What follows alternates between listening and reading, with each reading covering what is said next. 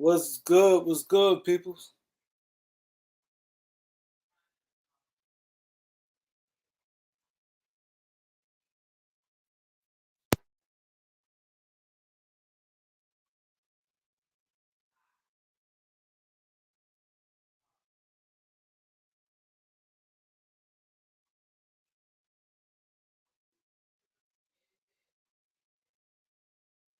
What's good? My boy N.B.A. Down pitch, what up? What's good? I know it been slow, man. It been slow.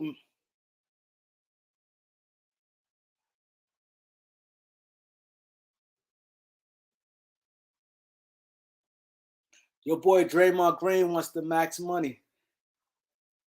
Mr. 221, Eric, Jay Riddick, Tony Presley, Josh Blaze.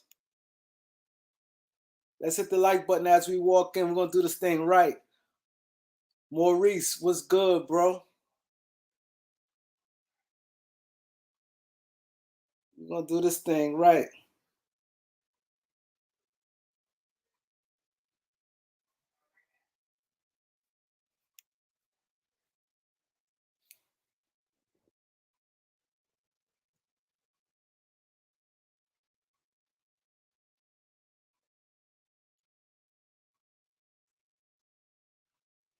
I'm watching this Dr. J and Kareem Abdul-Jabbar play one-on-one.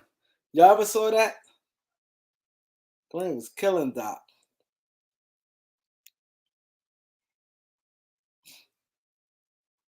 Yo, they played. I wonder how old. I wonder what year this was. Yo, he was killing Doc. Greg was good, bro. He said, "Think Draymond Green replaceable." He could be wrong. Yeah, they gave Huff the zip it 10. Yeah.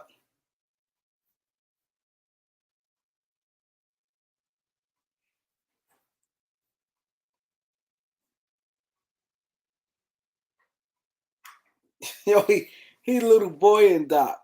I wish y'all could see this.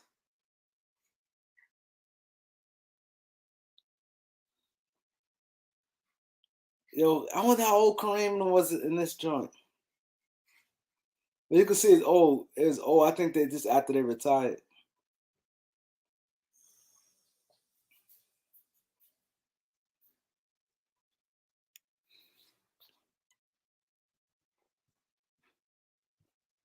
What's good? Let's get the likes up. We're gonna get the likes up. I want to bring some people in.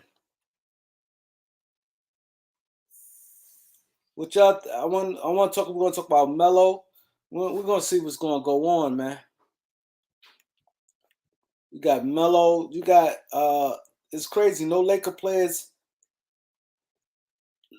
A lot of the old Laker players who played ain't get no.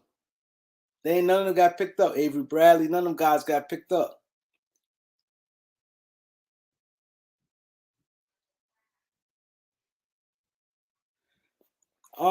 Me personally, the game. I just like the game when I was a kid.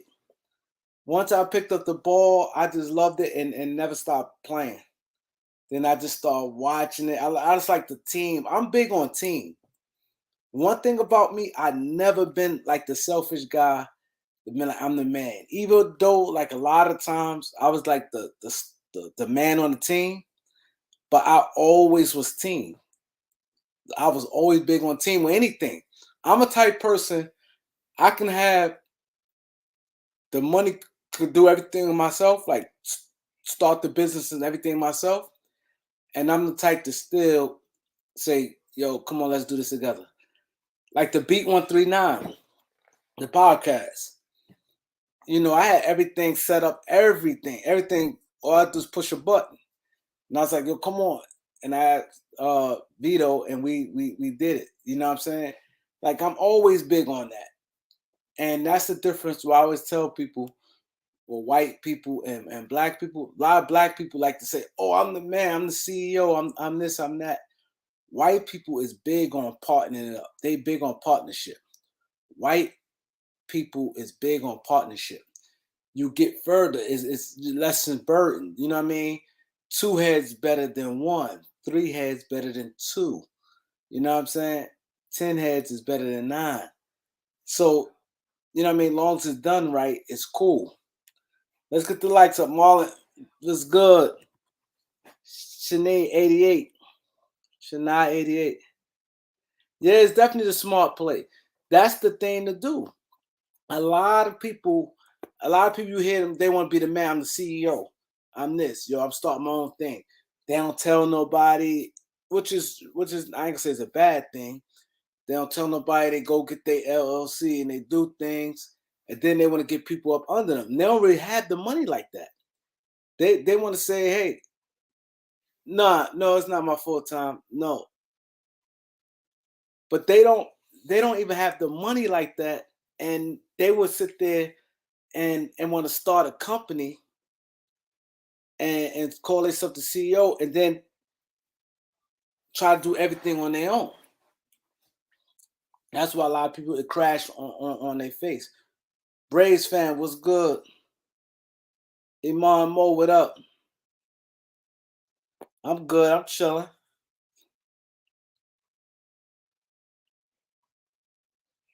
Exactly. So why have enemies when you got friends? It pays to be nice and be a good person. You know what I'm saying? Ted Cox, what up? It pays. It pays. Like I always been into like y'all could tell my personality. Like when I invite people on the Kareem Elder show, I it's no egos with me. It's none. It's none. I just want to get things done and the results. That's the key on business. It doesn't matter who, what is about getting shit done. You're right. He said the beef stuff is corny. SRG was good. It's about getting stuff done. You get more as a team, and teams respect you more. You know what I mean? As a team, you get things done. And I tell people, you nothing NBA players, like that's why I don't know how people could be like that with their fans. Like you got fans pay you. And like the same thing with YouTube. You guys, without you guys, a lot of these YouTubers is nothing.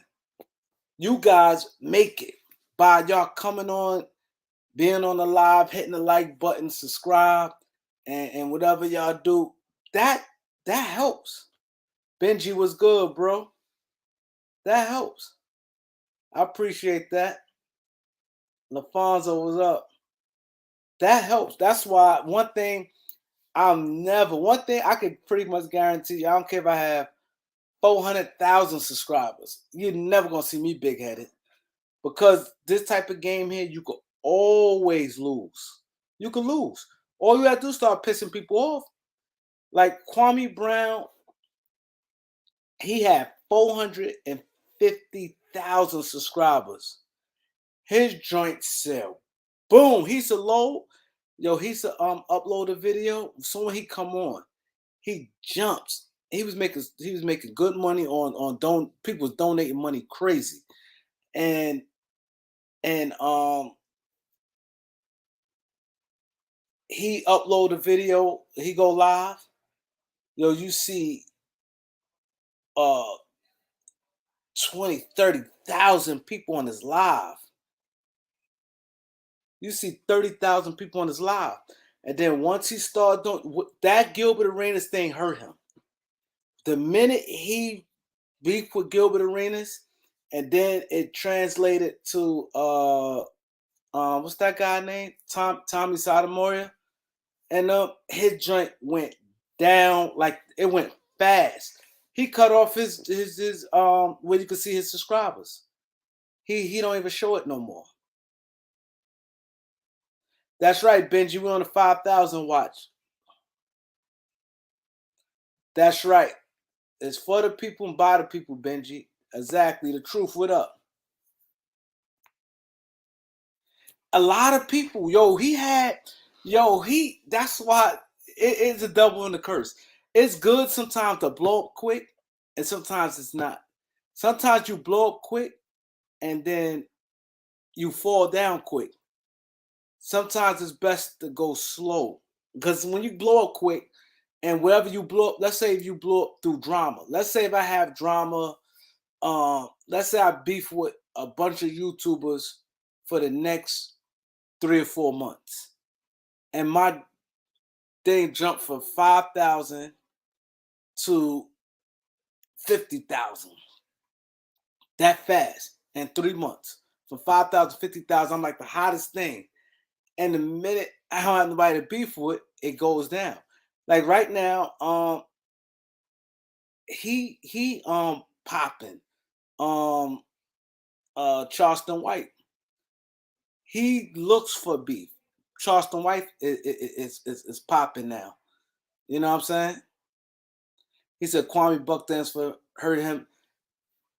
Yeah, that hurt him too. But I think that Gilbert part, because he still had at that time the Gilbert, and that's when I said a little thing.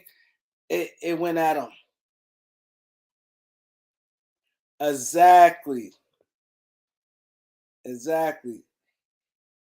He said, Loyalty said he had no education about YouTube. Yeah, that's true. Jordan Smith was good. He definitely have no education about YouTube. And like you gotta notice things before you get into this. Like I don't know. I'm still learning each and every day. You guys show me little shit. We got to like some start letting people when we're gonna talk basketball. But yeah, I'm going to always try to give some shout outs before every video. Kevin, what up, Kev? See you later. What's good? My boy King Charles. Go subscribe to King Charles. King Charles been putting out a lot of videos lately. Go subscribe to King Charles. He a Laker fan.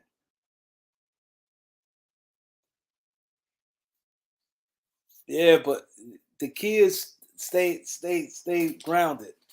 I seen a lot of guys, they numbers get up, they start acting up.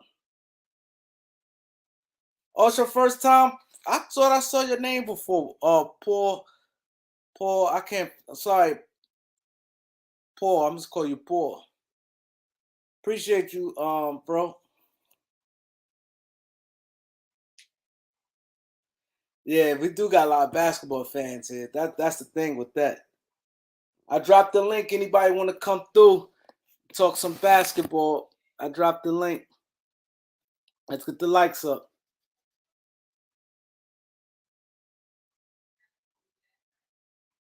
Exactly. Charleston White definitely about numbers and antics.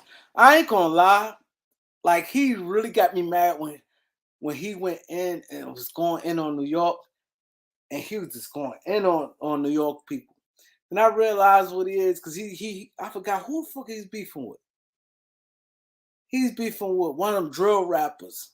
He went in on New York guys. But I ain't gonna lie, he funny as hell though. I ain't gonna lie. That's why I say he has a gift. Some people just naturally gifted. Like I say, Charleston White gifted, and they always gonna be relevant. Like guys like Charleston White and Tommy Sotomayor, them dudes can lose the channel and come right back. And that's why they the way they is. They know that. They know that they'll bounce right back and be informed.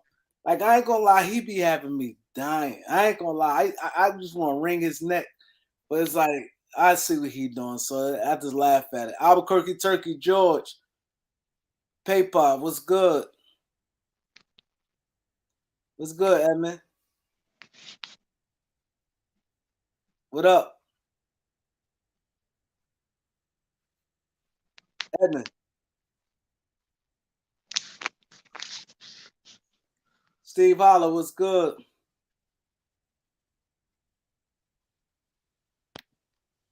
Lloyd T, what up? What's good? Shit. You know that man don't accept no donations or super chats, nothing. Who that? Charleston White, you heard his reasoning, right? Nah, I never heard that. What he said? He said he don't want people to donate because people will donate to him on super chat and all that, and won't even donate to real non for profits and people in their own neighborhood.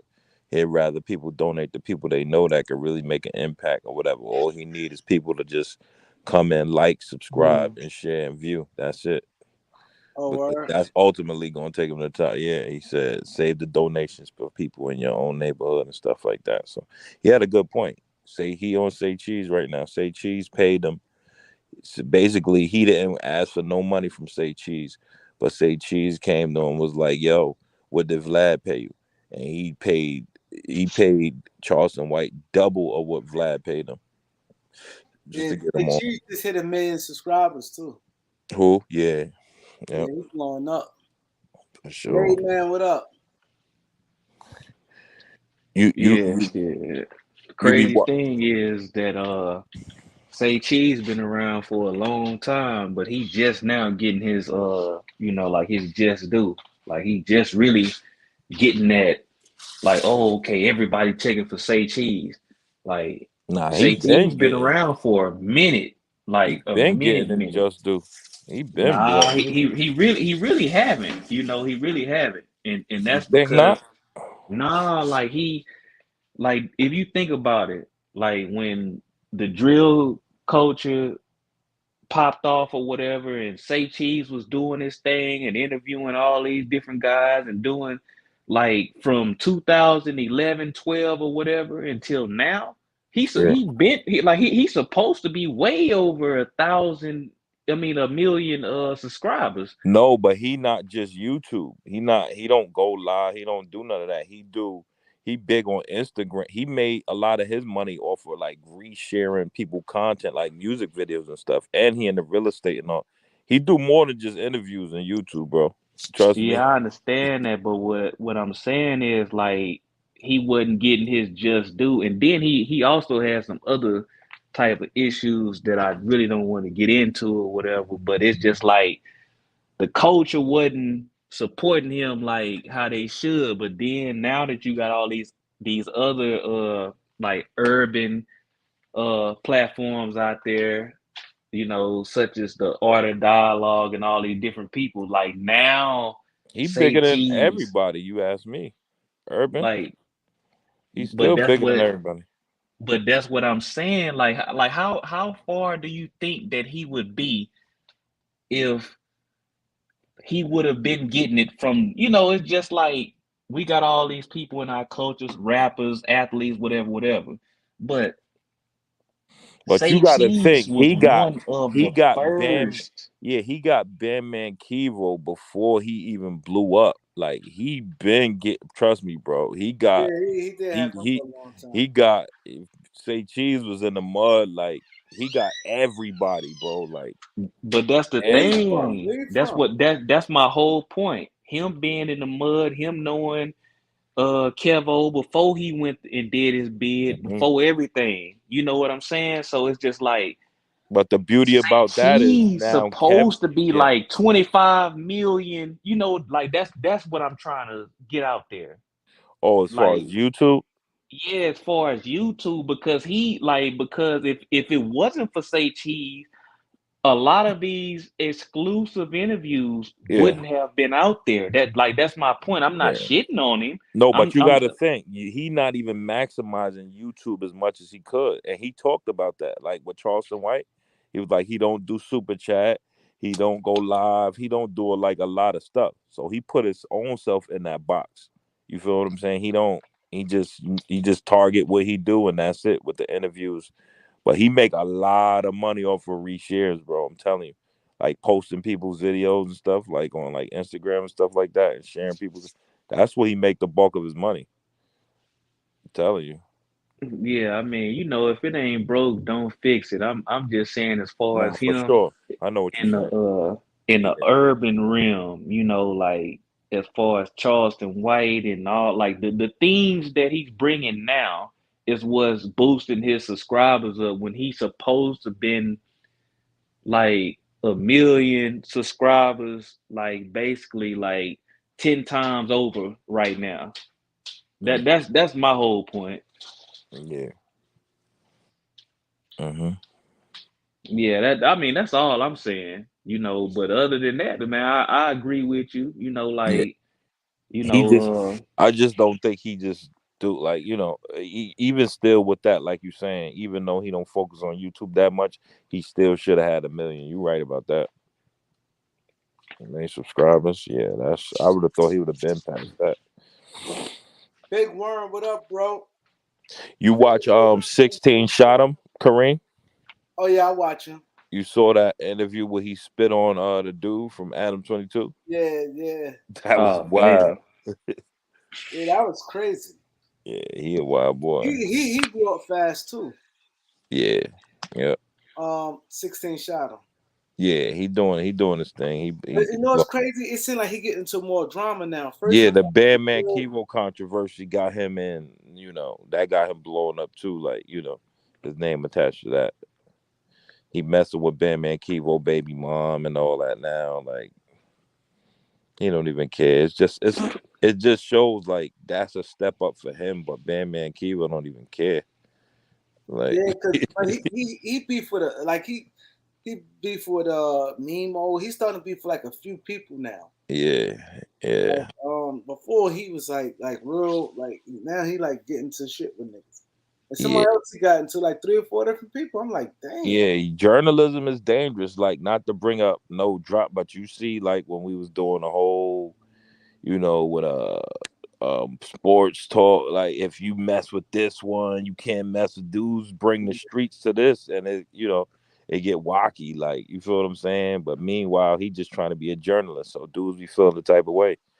Like, how you interview him and say that, and then do this, and like, come on, bro, it's business. He don't know none of y'all. He just trying to. So dudes just be bringing personal to this internet, and it don't be that serious 90% of the time. But that's back to the thing you were saying about like whites and blacks, like partners. That's another thing. You don't never hear those arguments with white influencers of YouTube. Nah, hell no. Yo, bro, you can't get him on your platform, and you won't never hear no Gary V and another white person saying, "Nah, you fuck with him. I ain't doing that." They don't do that. Like, that shit weird. It's only in our Adam, culture, bro. Adam and Vlad is cool. Yeah, exactly. All white people, they gonna be They cool. they They get Yeah, on yeah, shit. They gonna be cool. They Yeah, gonna flip. They gonna flip guests. Everything. exactly. None of those constraints and morals that hold our culture back applies to them. That don't keep them in a box. That's what keep our culture in the box, bro. It's so much little shit like that.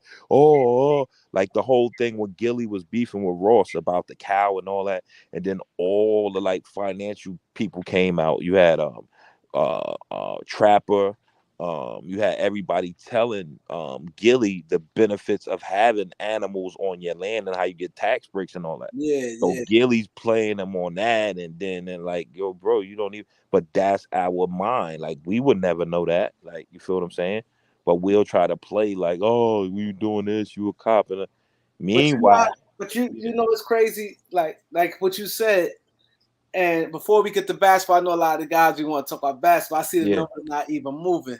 yeah, But anyway, it's right what you're right what you're saying because like at one time, like the podcast, the Beat 139, we had like a 3 month where we was like neck to neck with Queens Flip, like far yeah, yeah. like into it. And Queens Flip, like what he was doing, and it like what you said, they flip guests, like which is smart. Mm-hmm. Like let's say if somebody come on, let's say if you come on my show, I'm interviewing Loyalty, and you Mm-hmm. want to promote your business. Yeah. If you come on my show first, you Mm-hmm. can't go on his. Yeah. He gonna tell you, nah, you You got did that over there. Yeah. you did that over there. It's So weird, bro. a lot of times people knew that, so they tried to wait and go on his joint first because Yeah, his joint was a bigger platform. Like for you know what I'm sure. saying? We had like a time where like we was getting like good guests and like a good nice string, like week after week after we hitting them, Yeah, and he was on that type time. for sure. So and that's why Meanwhile, I lost a not lot of knowing respect that, for yeah, Cardan. You know meanwhile, Cardan? You yeah, know Cardan? yeah, Now I lost and I crazy. I saw him up there. He tried like I'm like whatever. You know what I'm saying? yeah, Because I saw him at it. I was with my kids in Jersey. He stepped to me like, "Yo, boom, boom, yo, let's do this." Yeah. I said, "I bet." So I'm doing it. I think this is what I think he did. I think he used that he was gonna come on my show, Yeah. and then I think he told Queens Flip this, that, and third, and he was on Flip, and he stopped answering my calls. That was some sucker shit. Wow. Yeah, and because I say, yo, we're gonna do it in September, blah blah blah. The man was talking, yeah. And next thing, like 3 weeks later, I said he stopped answering the call. I said, that's saying fishy because he stepped to me Yeah. for an interview. I ain't asked him. Then he went to Oh, Queens Flip. I'm wow. like, wow, like you know what I mean? And a lot of Yeah. people do shit like that. And For like sure. I said, what difference it make? It's different interviewers. Yeah. Queens Flip, Everybody got a different network, platform, target exactly. audience, everything. But this is why I got mad because if this is why a lot of and not just Queen, like a lot of them start to be on it.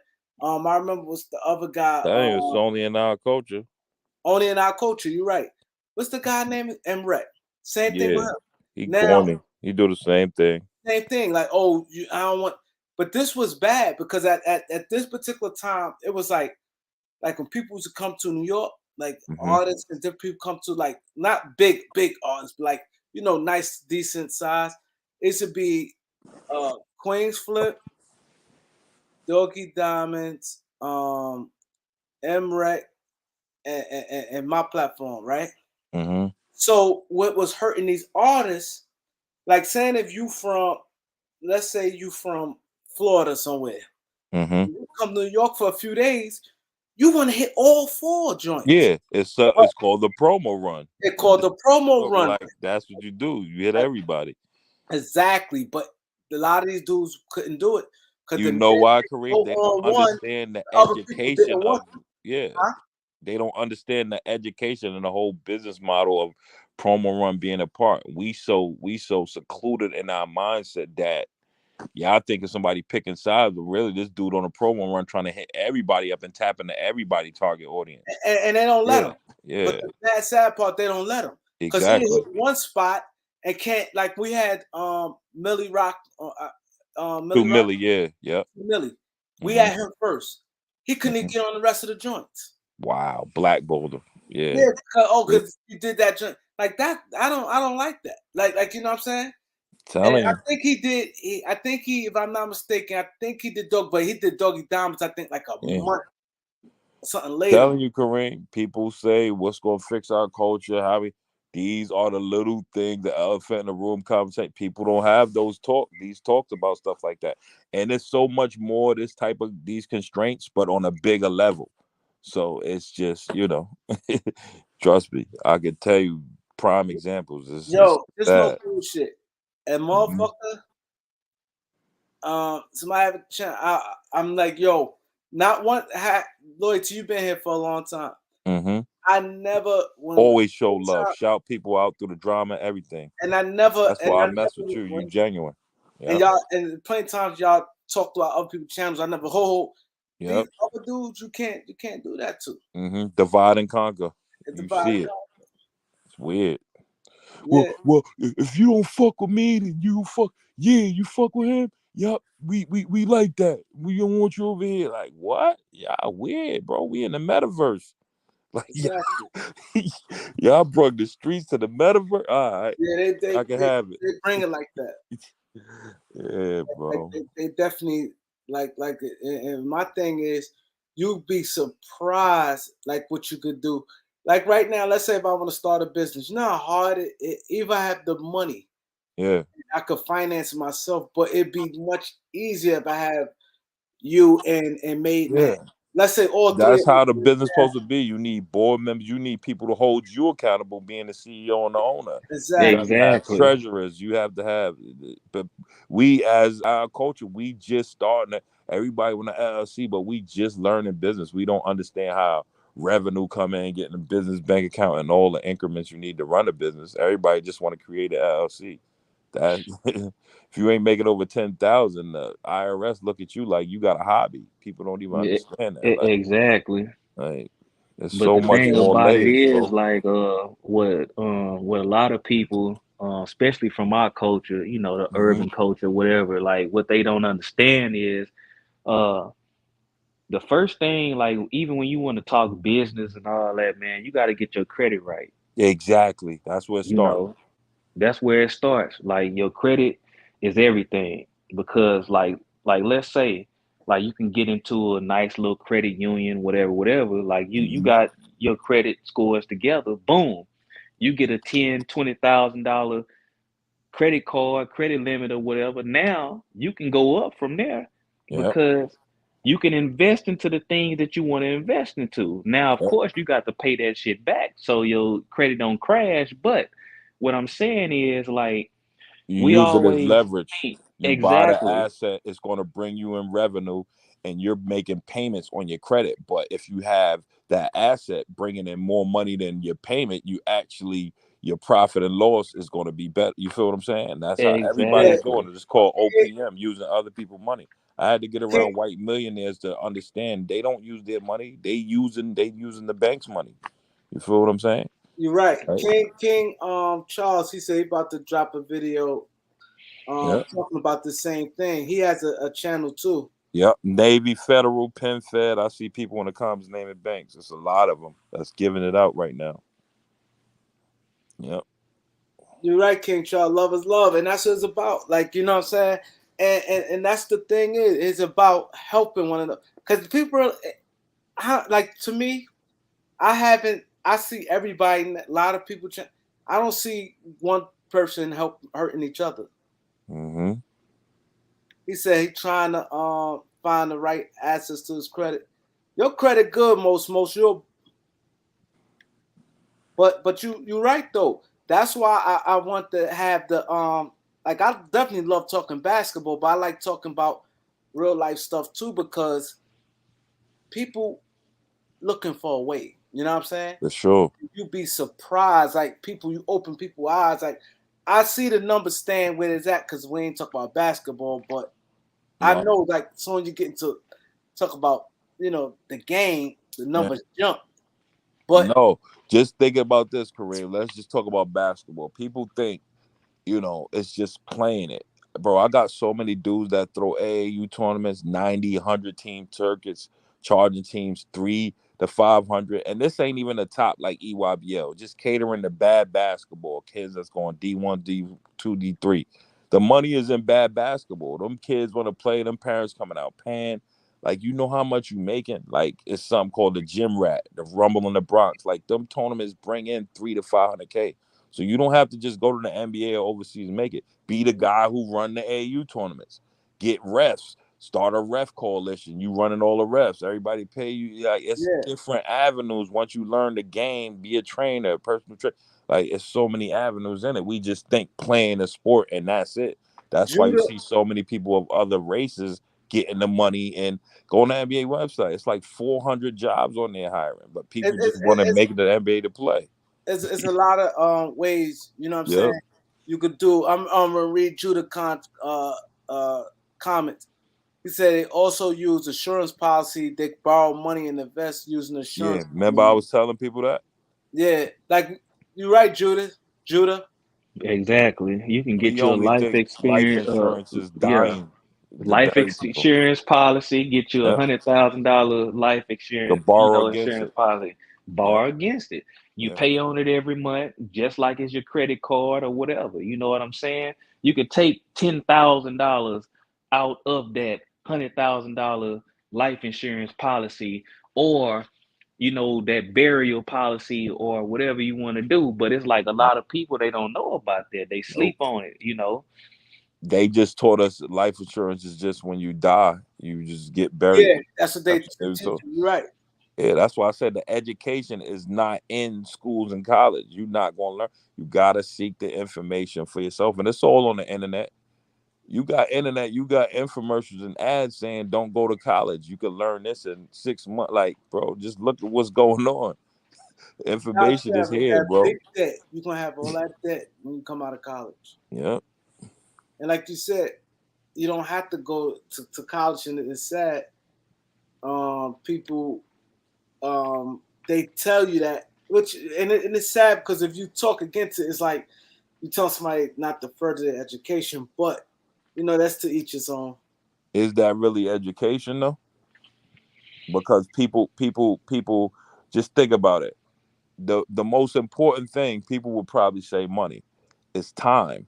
So if you go into school 14 years, let's say high school, then college another 4 years, how much did you spend in time only to still be in debt and making probably 40 to 60,000? So Ooh, was that really an educated decision? that's And tough. don't have kids. Don't be a person who caught a felony or something. Now how much time do you have left for yourself? On top of that debt and the college, and like, come on, bro, let's talk real. But people don't know time is more valuable than money. So you keep following their design and thinking it's all about school and you're going on. No, you got to get out there and further your education on your own. Seek the information, and like Kareem said, make relationships, lean on others, tap in the people is out here, bro. It's people out Exactly. here giving it Like, out. like the people, for instance, like what we doing now. Yeah. Like I open the panel for everybody. This can be the conversation here could turn somebody like this. Like you Hmm. got guys like you into the stock market. I don't know if Made Man is. Yep. But, You see I what know. most said. Yeah, most he could come up here. Most educated about the School is not for earn, it's for general education. Exactly. They teach you how to go get a job and that's it and ain't nothing wrong with that, being a 9 to 5 worker, but understand you building somebody else's dream. but the thing is where people every day searching for something. You got people, Hmm. but people don't know how to ask. People charge, and you getting free game right here. Like you know what I mean? People make like look at my boy. See you later. See you later. He got stock that day. Remember? He into Hmm. it. Yeah, Like you know what I'm saying? It's important that people want to grow their mind and get educated about business and different things like that. It's for very sure. about business and I things think like I think Elder is so unique in the fact, like, cause I know a lot. Kareem. I'm the person everybody come to and stop and listen to. When Elder come, I listen to him. Like his whole paradigm and family dynamic and how it is. Like I'm fascinated by it because that's actually harder to make work than, you feel what I'm saying, than the average. You got to be strong. It's discipline. It's, you got to be selfless. You feel me? Like it's just so much in that. Like it's just Yeah, like, Elder bro, like, goat. he yeah. different, bro. He What up, different. Elder? Shout out to you. Yeah, But it's because like he brought crazy, a Kareem. The community. world, the world won't push that though, because they want you to stay stuck in that paradigm that this is the design. You grow up, you get married, you buy the house at 60, and I mean 30, and you die at 60. You barely can pay off your mortgage. Like they want you to stay to that design. They don't want you to tap out and really get ahead and do stuff and not have to rely on them. You You feel see, what I'm saying? you see what King Charles just said? What do you say? He said a lot of AAU ran by scammers.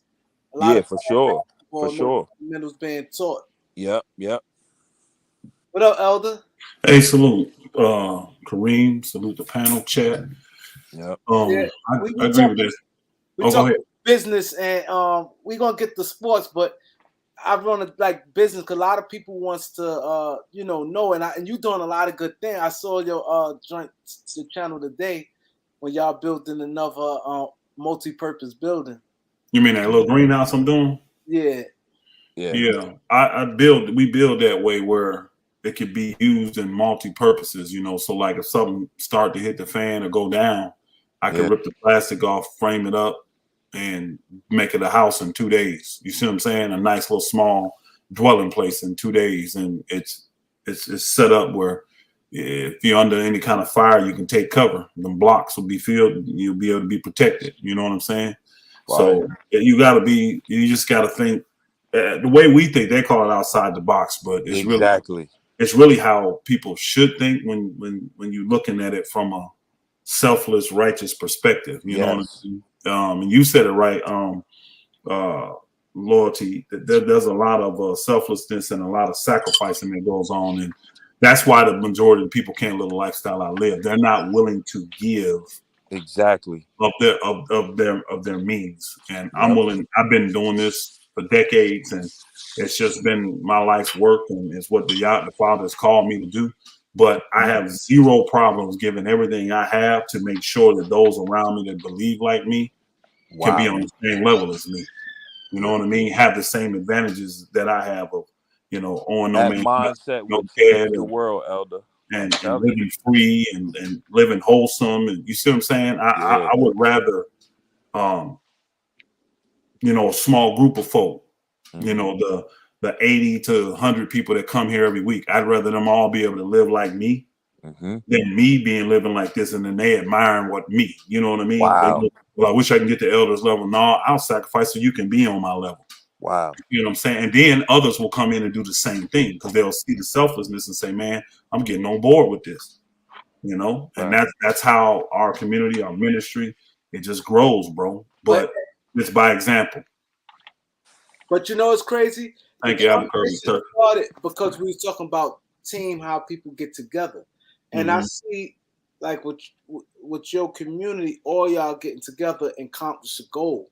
Yeah. It's like with most Black people, a lot of us always want to be like, I'm the man. They want to do things on their own. They don't want to partner No. and things like that. Any good leader, any real true leader knows how to follow. Now, we have a striving community here at Straightway, Georgia, but people don't understand the ministry is called Straightway Truth Ministry. Pastor Dow was doing all this stuff well before I was. Wow. So when I met a man that's greater than me, I had no problem submitting and obeying and following the instructions that he gave me because I saw how I benefited his life. You see what I'm saying? I had no problem taking my skill sets, my knowledge, my wisdom, and adding it to him to expand it and make it even bigger. You see what I'm saying? Yeah. So, but you got to know how to follow. You got to know when someone just has more wisdom and understanding and knowledge than you. Yeah. And folk will look and say, well, man, Elder, you still a man. That's right, I'm still a man. Yeah. But at the same time, I have no problem saying that Pastor Dow's a greater man in this area than me. Yes. Because he was doing this well before I was doing it. And he was leading the charge in it when nobody was. And he sacrificed on a much greater level than I did. Yes. But the things that I saw that was boiling inside of me when I met him, he was already doing it. Wow. You see what I'm saying? So it just encouraged me and inspired me and gave me the wisdom that I didn't have to go forward and do it. And now look, it's just a trickle effect. Yeah. You get all these other great men that come along, all these other great women that come along, and they'll follow along suit. But the key is like the things that the most of this world worry about, we don't. I don't worry about people coming and robbing and stealing and pillaging from me. I don't worry about transformers and forgots teaching my children. I don't worry about my women are safe, all of them. You see, my children are safe. I don't worry about what's in my food because I grow it. You see what I'm saying? Wow. I don't have no worries, and I don't have no debt. So I don't have to worry about people knocking at my door or calling my phone. My phone ring. I'm not worried that it's a bill collector at all.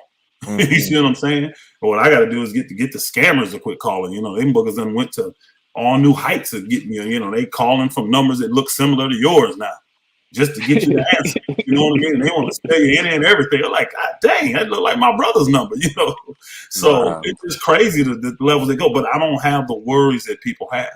Yeah, I have true peace, bro. But it comes from sacrificing. It's coming from being selfless and saying, man, you know what? I want us to, like the Bible says, have all things common.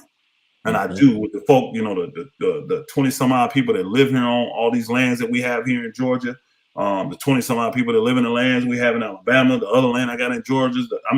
We all over, bro. We all over. And this ministry is all over the world. That's what people don't realize. We all over the world, bro. We got assemblies in every continent, every country.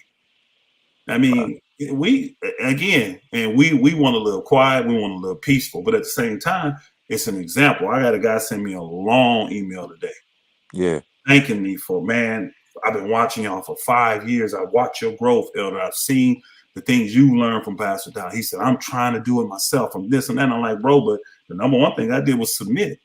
You can't do this by yourself. It ain't designed for you to do this by yourself. Nobody does it by. Even the billionaire millionaires, none of them do it by themselves, bro. Yep. Yep. So you can't do it by yourself. You got to get with like-minded people. Yep. And you got to pool your resources so that everybody can come up at the same time. And again, get out of the greed. Get out of the greed. You know what I'm saying? I don't need, this dude was in the barbershop today, bro.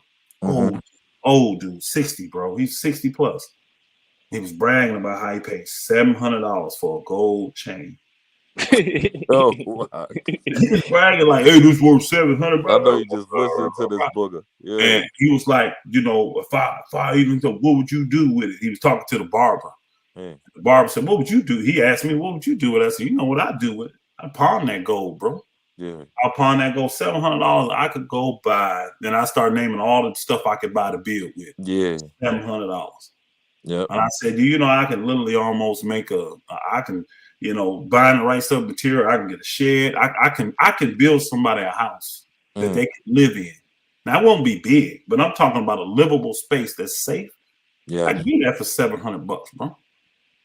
Wow. Literally, I can do that. We just built I'll show you a video of it. We just built a shed on the land we got in Alabama. Yeah. I think that shed ended up costing us like $500 and some dollars because we found discounted wood and plywood and all this stuff, put that thing together. But guess what it does? It holds all the stuff we need, and it's dry, and it's safe, and it's protected, and can be locked up. And it barely cost us $500, $600. Wow. People spend that every day on garbage. Bro, nothing. I mean, just, and my thing is this. I personally, I couldn't live with myself. Now, I remember being poor. I remember growing up on food stamps. I remember growing up on welfare. I remember growing up not having electricity in my house and water in my house and having to borrow it from the neighbors and run cords through the windows just to have some light in the house. I remember all them days, bro. And I remember making myself a promise saying, man, when I get older, I'm not going to be like this. This is not going to be my plot, no matter what I got to say. And it never was when I became an adult. Now, mind you, I became an adult at 15 years old. I paid my first rent 2 weeks before my 15th birthday. Wow. 2 weeks before my 15th birthday. So I paid rent all through high school, sophomore, junior, and senior year. Lived on my own. Crazy. But I tell you this, my lights never got cut off. My water never got cut off once I got out of my mama's house. Yeah. Now, did I have much? No. But it grew. Little bit. But I always gave. I remember when I first got into real estate, bro, I had homes, I had apartments, I had condos. And guess what? I never stayed one night in them. Wow. I remember buying a condo, man, for almost 200 stacks. It's like $180,000. This is a one-bedroom little condo in a nice little area, bro. I never spent a night there. Never once charged rent. I owned the thing for a year and a half. And it was occupied. Now, I owned it for 18 months. Somebody was in it for 14 out of them 18 months. And I never once charged $1 rent. Mind you, I'm still paying. And at that time, I didn't have it to where I was out of debt. I was still paying the mortgage on that book every month. Wow.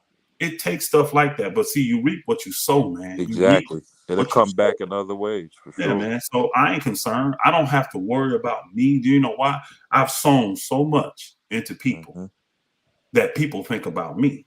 They think about my needs. I don't have to. All I got to do is keep doing what I'm doing on a daily basis. That's it. That's it, man. And then those that really get in and get the spiritual, they really get to go because they think this is something. Get close and get to the spiritual level so I can help you extract these demons from your life and get your heart and your mind right, because your mind is what's under fire.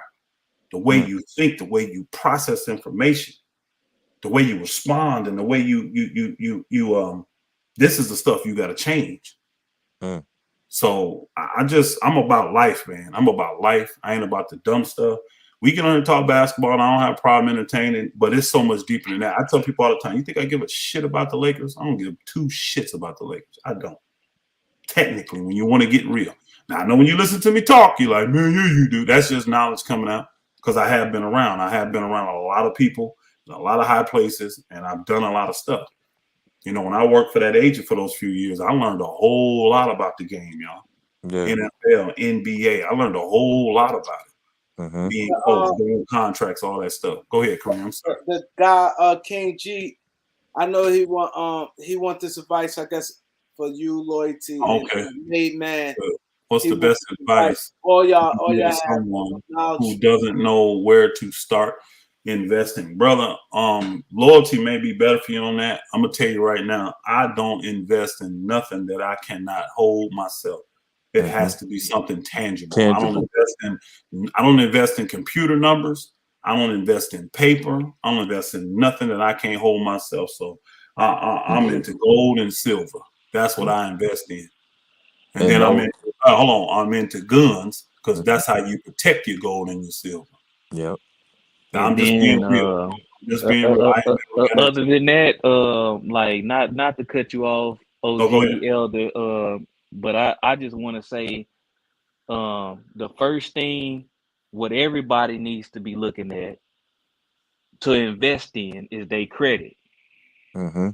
and getting that into the place where they need it to, because you can take the assets that you can acquire from having your credit in a good position to buy those guns, or buy the properties, or the crypto, or whatever it is. But at the end of the day, if you starting from the bottom and you don't have nothing, and you like, man, what should I do? What, man, all these guys talking that good shit or stuff, my bad, whatever, but invest in your credit. That's what I would, now I'm sorry, Elder. Now get back to that kicking that, you know what I'm saying? Mm-hmm. Mm-hmm. And what Now, Elder said about the guns and the gold and the silver, that's what I always do, Kareem. When they come to me, I tell them, explain to me their life goals, their plan. Everybody's plan and investing or how it's different perspective. Those things Elder said he invests in, those are valuable things to him. So what I think is valuable investing might not be valuable to you. You might cherish something else. You might be wanting to invest to I want to make some quick money short term to buy a car. We only got one vehicle, me and wifey share it. So I got to understand your investment plan. I ask you, is it short term, middle, long term? That's going to determine your perspective and how you invest. So you can't just go out and ask a broad question. But to answer your question, just start with what you consuming, because that's cheap. Go around your house, look at the detergents, everything you buy and you consume and you waste money on. Just look at those companies. And my ideology when it comes to that is if you could buy this stuff to use and waste money to spend, you should be making money off of it. That way you offset some of the money you consume into the product. So start looking at products around your house like that and looking at the stock market, what's their stock ticker or whatever, and start looking at that stuff first. You know what I mean? Just to get your education right when it comes to stock market. But it's so much I can break down when it comes to that investing and stuff, but it definitely varies depending on your investing plan and how your life set up. But credit, the whole credit and leveraging your credit, OPM, to get money to invest, it's all about leverage. That's a whole nother breakdown, but that's how I started as well when it came to investment. So yeah. yeah, I would have to come a different way than the brother that spoke before, loyalty, because Yeah. my whole goal is to, like the book says, owe no man nothing but love. Mm. The borrower is the slave, is the borrower, the whoever borrows. You're Mm-hmm. the slave to that lender. He owns Mm-hmm. you. Yep. He has control over you. So again, I understand the positioning of having the credit good, and because we believe in all of that, and using your options if need be.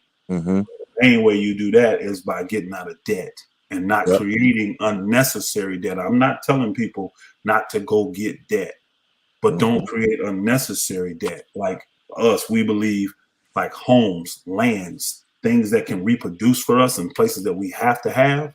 Yeah. That stuff we're not borrowing. We're not Yeah. borrowing against that stuff.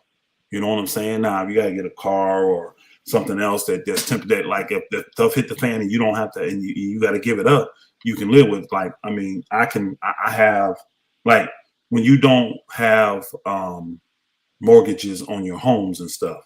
How Mm-hmm. do you keep your credit revolving when you only got a couple ways? You know, loans and credit cards. You see what I'm Mm-hmm. saying?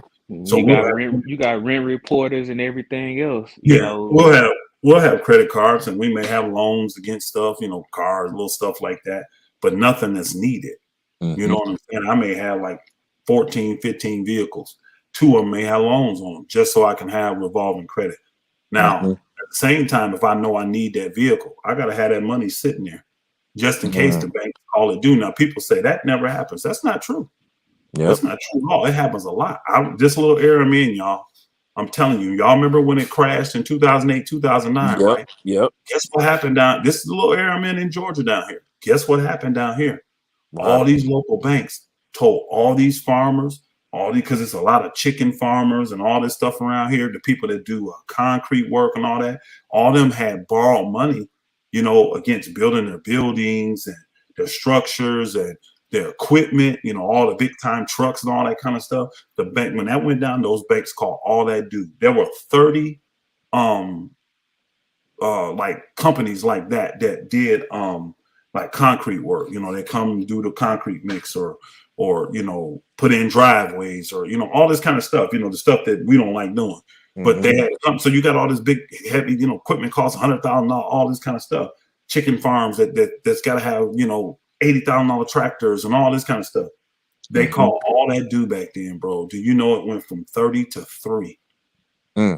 It went from 30 to 3 in 2 years. By 2011, it was only 3 people you could call in this area. If you wanted to get a driveway put in, if you wanted to get some concrete work done, if you wanted to get field work done, like leveling out your field and, dig a pond, anything like that. Because them was the only people that had their equipment paid off. Yep.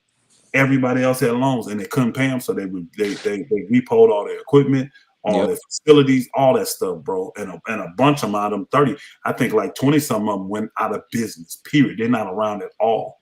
Some of them was able to kind of recover a little bit, go in to do some different stuff.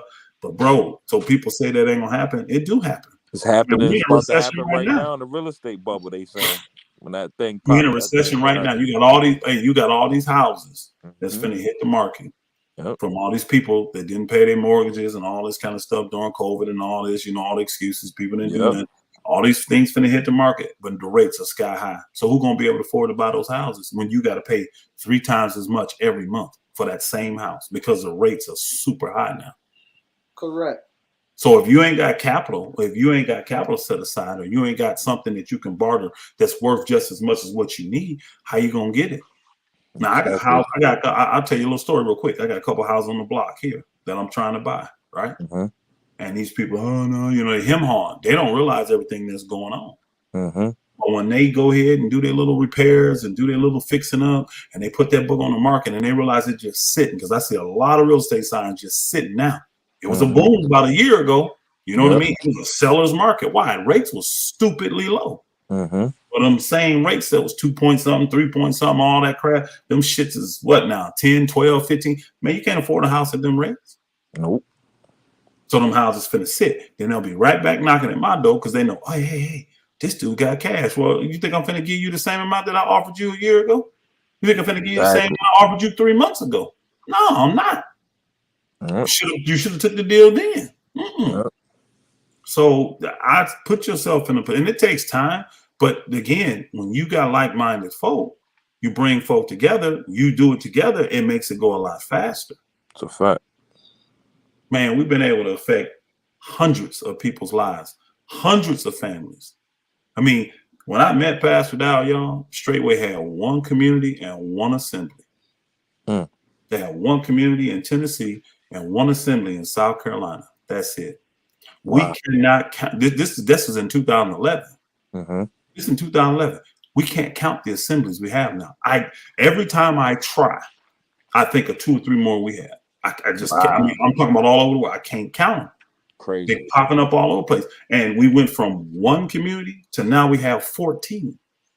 Wow. We got a community popping up at least every year, if not 2 a year. That's crazy. Now, these are communities that are 100% debt free, y'all. There's no money hold on none of the lands, none of the buildings, none of that, bro. Bet you won't see no media about that. No, you definitely won't. They don't want that. Because again, we live deep out. Hey, all our communities are deep out in the country, so we can grow our own food. We ain't got nothing to hide. The government knows exactly what we're doing. We ain't hiding nothing, but we just trying to live quiet and peaceful. People say, "Oh, the government gonna come in for what?" But government come in when people are trying to do illegal stuff. When they look on them books and say, dang, they paying taxes? They a church. They don't even have to. Yeah, we do. Yeah, we do. Because we're not getting food under your 501c3 crap like these Christian churches is. Yeah. Believe it or not, this ministry pay taxes, y'all. Every year. Hey, look, you read that book, Did Jesus Not Pay His Taxes? Told Peter to go get that fish and take that coin out of his mouth, pay my taxes and your taxes. If Jesus paying taxes, we paying taxes. That's funny you bring up we're not following that 501c3 stuff where they can regulate what you say, regulate what you do, put the threat on you that if you don't, they can go back. Like these churches, this is why they got gag orders on them. They can't talk about certain stuff. And y'all know the stuff I'm talking about. They can't talk about it. Why? Because the government will come in and say, if you don't stop talking about this, not only will we stop your benefit of your 501c3, which don't mean you don't have to pay no taxes, we will charge you all the tax. See, when you do a transaction, it's still recorded. The amount you were supposed to pay in taxes, that's still recorded. They got all in minutes. They'll come back and tax you all. You've been 501c3 20 years. Since you don't comply, we charge you all the taxes that you're supposed to pay it over the last 20 years. Yep. And they got them hogtied. You ain't doing that to us. We free. We're going to say and speak what we want. If you don't like it, turn the channel. M.I.B. asking you guys a question. He says, yo, Kareem, he asked you a question. May I ask, how can I get a good personal loan with low interest rate? Let's say around $10,000, depending on what you need the loan for. Yeah, really, man. that loan gonna have to have some kind of collateral. What's your credit like? Yeah, that loan's got to have some kind of collateral. Exactly. Even he can have great credit. He got to have collateral to back that loan up. For sure. Well, I mean, but the thing of it is, if you got the good credit, you don't have to get a loan. You can get a personal line of credit. Yeah, personal line of credit, a personal credit card with 10,000, 20,000. That's what I was explaining before. Yeah. If you with Navy Federal or all these different, like that's good advice. Your stuff is in order. Good advice. Yeah. Swipe that $10,000 what you need on that credit card, but it all starts with your personal profile. Yeah, profile, not just your credit score. You should have get with a credit union then, brother. Get with a credit union if you got great credit. Get with a local credit union. If you with a credit union, it shouldn't be no problem because they like to deal personal. That's why they call credit unions. You own them. You know, you're part owner of a credit union if you got an account there.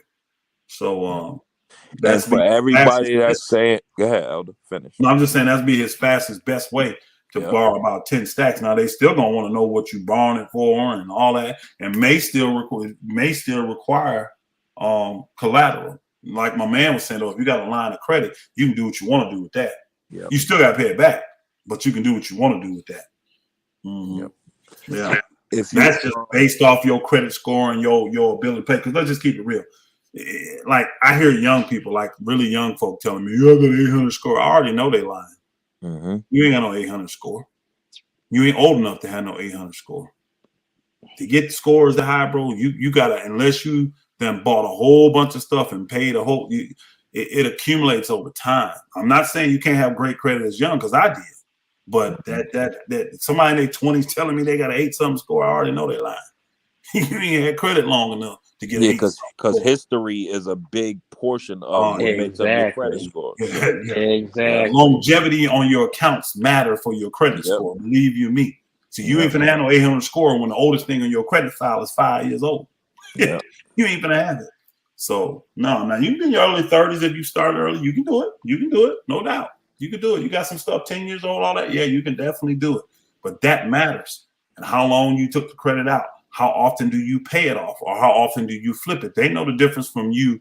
It may show up on your credit file that you paid it off, but they know the difference from someone that's just going up and re-upping a new loan and someone that's actually paying the loan off. They know the difference. You know what I mean? Because you think, I'm buying a car, my loan's getting paid off. No, bro. They know you're just going to buy another car, you trading it in. They know that. You're not finishing paying off that loan. You just extending to a new loan to get another car. Yeah, they know you extending that credit. That's it. They know the difference. They know the difference. Believe me. You're gonna be upside down like a motherfucker. Yeah. What you don't understand is that kind of hurts you for the simple. It helps if you keep paying on time, but it could hold you back because now that's a whole new loan. That's a whole new loan you got. So that starts your time over again. Yeah, exactly. You be better off paying the car for 5 years, and then starting a whole new one, then buying a new car every 2 or 3 years. Your credit gonna be fine if you're making the payments. You're gonna be okay. I can tell you that. But I'm talking about to get that score higher. The longer you pay and the longer you keep it, makes your score higher. So you paying it off every 2 years, flipping it, getting into a new lease or new that helps, but it don't help like the longevity of paying it off, then buying a new one, paying it off, then buying a new one. They literally can see you pay the car off, then 2 months later come back and establish a new loan. They fine with that. They fine with that. I do that on all mine. I go in and pay the loan off. When I'm finna buy a new car, I just go in and pay the loan off. Give me the title. And then they give me the title. And guess what? I take that title in and get that as credit. You know what I'm saying? Whatever the value of my vehicles were, take that off that and then write a check for the difference or float a little bit of it. You know what I'm saying? Like if I got a car that's worth 15 grand, I go and I owe $5,000 on it. Guess what? I just go pay it off, get the title and everything. Then I go shopping. They give me 15, 16,000. I'm buying a $40,000 car. I may put another 10 stacks down on 15, something like that, float 10 grand of it. And then there it is. I got something that collateral that's worth 40, 50,000 and I only got 10 grand on it. That type of stuff make your credit look good. I'm telling you. Because everything you got in there, you got a 2021 Hyundai that's worth 25,000. Believe you me, when they see you owe 27, that's not that great. Even though you're making every payment, you finance the whole thing. But if you got a $25,000 Hyundai and they see you only owe $12,000 on it, that looks better. Yep. The debt to income ratio just went down. Yep. That's important. That matters. They don't give a damn if you make 6 figures and you can pay $4,000. Yeah, that's the debt to income. It just depends. It just depends if you what level is like. The one brother gave a good example. Go to credit unions because credit unions like to establish personal relationships with you. They do. They're very because you got to be something to qualify to get into a credit union. Nobody can just walk in and you know what I mean. It's a teachers credit union, Navy Federal. You got to qualify for some way somehow. Yeah, you got to invite for Navy Federal. You got to have a family member who. Yeah, like my credit union that I'm a part of here. I remember when I first started with them here years ago. They were like, "Look, you gotta work in this county, you gotta live in this county, and you have to worship in this county." Wow, that's what they said.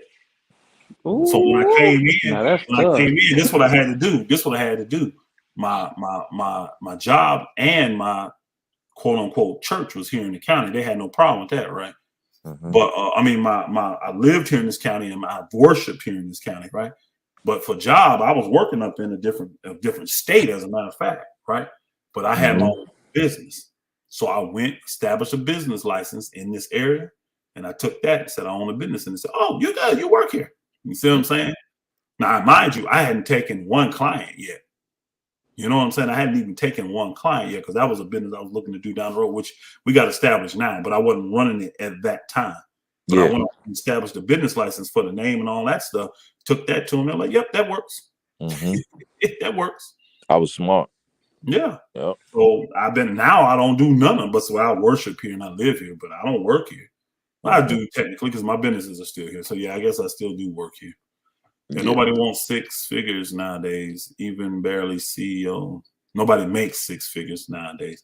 I mean, you can make 6 figures, but it just depends on where you living at. You make 6 figures in California, that's like making 40 grand out here in the Midwest, man, out in the South. Yeah. But one thing he's not mentioning, Elder, you can make it, but what's your keep? How much you keep it? Somebody who makes $50,000 a year don't mean he's making that. It's how much you kept at the end of the year. What's your life? How much living in New York or California, Chicago, all that, man, $100,000 don't go far at all, bro. Don't go far at all because your cost of living is ridiculous. This is why I tell you got a job like that and you can transfer to the South or you can transfer to the Midwest or somewhere where you can maximize your income. Yep. Maximize your dollar because you paying for the convenience, you paying for the popularity of being able to tell people, man, I live in New York City or I live in LA. And man, I ain't paying you for that. It held holds to me anyway. But it depends where you live at. Yeah, upstate is like down south. She on it. You got to pay your revolving credit down to below 30%. Yeah, and that'll boost your score real fast. She telling the truth. It will. But most folk, you know, don't have the discipline, bro. They get these credit cards and they boogers be maxed out, and they go get more credit cards and they get maxed them out. So they looking at you got, you know, $50,000 worth of credit on 10 cards and you owe $48,000. They ain't stupid. You barely can charge on one. You know what I'm saying? They're not dumb. They know how that stuff works. They know you just piling up a bunch of debt. Mm-hmm. Yeah. I bought a Prius plug 2 years ago for $19 through the credit union. Put $5K down and paying it off early. My gasoline saving pays a car note. Hallelujah. I remember one of my first major purchases. I think I was 21. I was 21. I bought my first house. I got married and I bought my first house. Man, the thing was $35,000, y'all. That's what it cost. It was a 2,500 square foot home. Mm-hmm. So it was big to me. That was big. You know, 4 bedrooms, 2 baths. But I only paid $3,500 for it. And I knew then when they quoted me the 30-year mark, I said, no. That lower payment is cheap. I said, I don't care about that. I don't want to be 50 years old paying this. Yeah, mortgage. Telling me on my 50th birthday, I'll be paying this. Exactly. Nah. What's a 15 look like? And I saw the rate for 15. I said, nah, I'm good. I said, I'm going to do the 15, but I already knew in my mind, I said, I'm going to pay it off. And it was a lady at the bank. She was the one that told me. She said, you smart, blah, blah, blah. I said, let me tell you how to cut even more than interest. So she did. She told on your principal. Well, she told me that back then you could do the, you know, how you get establish your payments. Then you come in and pay it in half. You know what I mean? And then double it up. Like, I think in my mortgage payment like $350, y'all. Pay right? double. So I paid it. So what I started doing is I start sending one payment on the first, one payment on the 15th. Yep. But once they accept a partial payment, they have to continue to accept partial payments. Mm-hmm. But when you break it up like that, that's was the way I was able to get and I paid my house off in 4.5 years. Oh.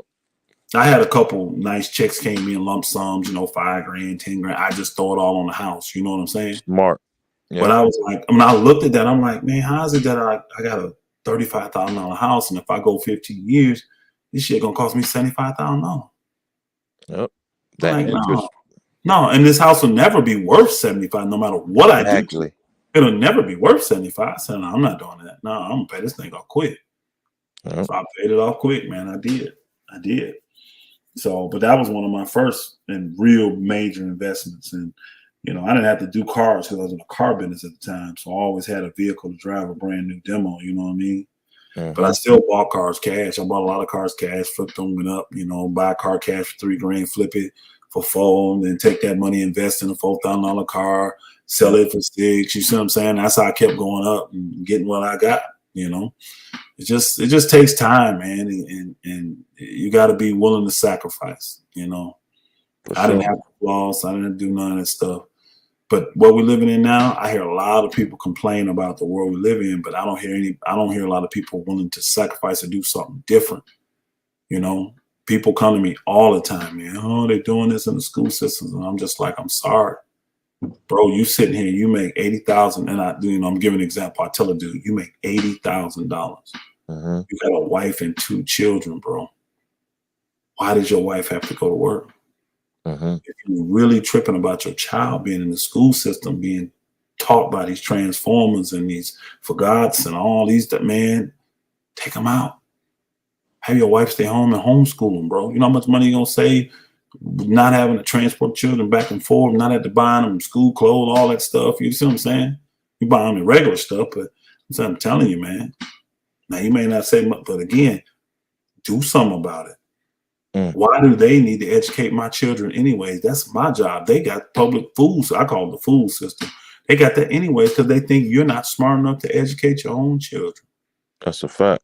They plan. This is why, and they want that power to be able to come in when your child comes to school looking crazy because they got their first whooping from you, and they may have a little small whelp on the back of their leg. Now CPS want to come in and ruckshot your house, and you gave them the authority to come in because you got the marriage licenses, you got the social security cards, and you got their birth certificates. You signed over all your rights with those 3 documents right there. Wow. That's why CPS can just bust in your house anytime they want to. And they say, what about your children? They your children, you raising them, but what they say? They wards of the state. Do they not tell you that? No. How the hell they become wards of the state? You know what ward of the state means? They belong to the state. Mm-hmm. This is why they can tell you your son has to register for selective service. You gave them all them rights when you got a birth certificate, when you got a social security card, and when you took on the marriage license. That's a fact. All the seeds from this third party contractual agreement, because that's what you're entering into. Think about this, y'all. Think about it. Who created marriage? Exactly. Who created marriage? Even if you don't believe in a higher power or God or Yah or whatever you call them nowadays, you see what I'm saying? Who created marriage? So did the state you live in, did they create marriage? So why the hell I need a certificate from them telling me it's legal for me to be married? No, you want their benefits. That's why. You want their tax breaks and all that. You want their benefits. But to get their benefits, you give up a lot of yours. You give up a lot of your freedoms. That's a fact. You give up a lot of your freedoms, man. I ain't doing it. Hell no. Hell no. No. Now I do have my first wife. I got a marriage license with her. I didn't have the full. I had some, but I didn't have the full knowledge. But again, I made sure I didn't go into the 3-party contractual agreement with them. We may have a marriage license through the state of Pennsylvania, but the seed that came from it, guess what? She don't have no social security card. She don't have no birth certificate. Folks say, well, how is she going to work? Well, why the hell you think I got businesses? She ain't gonna never have to work outside of her home in the land and serving her husband. She ain't gonna never have to do that unless she just choose to. And guess what? Last I checked, anybody that wanted a social security card and birth certificate, they'll give you one. That's a fact. You sign up for their system. All these people come over here, immigrants, all that. They ain't got no problem getting it. Why you think you gonna have one if you choose to opt into their system? No, we can do it. We can make it on our own. And just take a little elbow grease and a little hard work and a little burn the midnight oil. Studying and preparing. That's a fact. Shoot, I remember having to study to prepare just to remember all the stuff I learned when I was in the 4th or 5th grade. Somebody got educated. So they come to me, Daddy, how I do this? I got to know how to do it still. We learned all that stupid algebra. Ain't that smart. Apply yourself. You know, you get people with all kind of excuses, man. Quit with the excuses. You can do it. You can do it. If your great grandparents that didn't even have education and half of them was illiterate, they could raise them. Why can't you? That's a fact.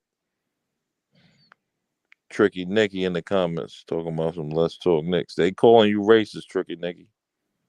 Yeah, I heard he got kicked off Old Boy channel for saying the N-word.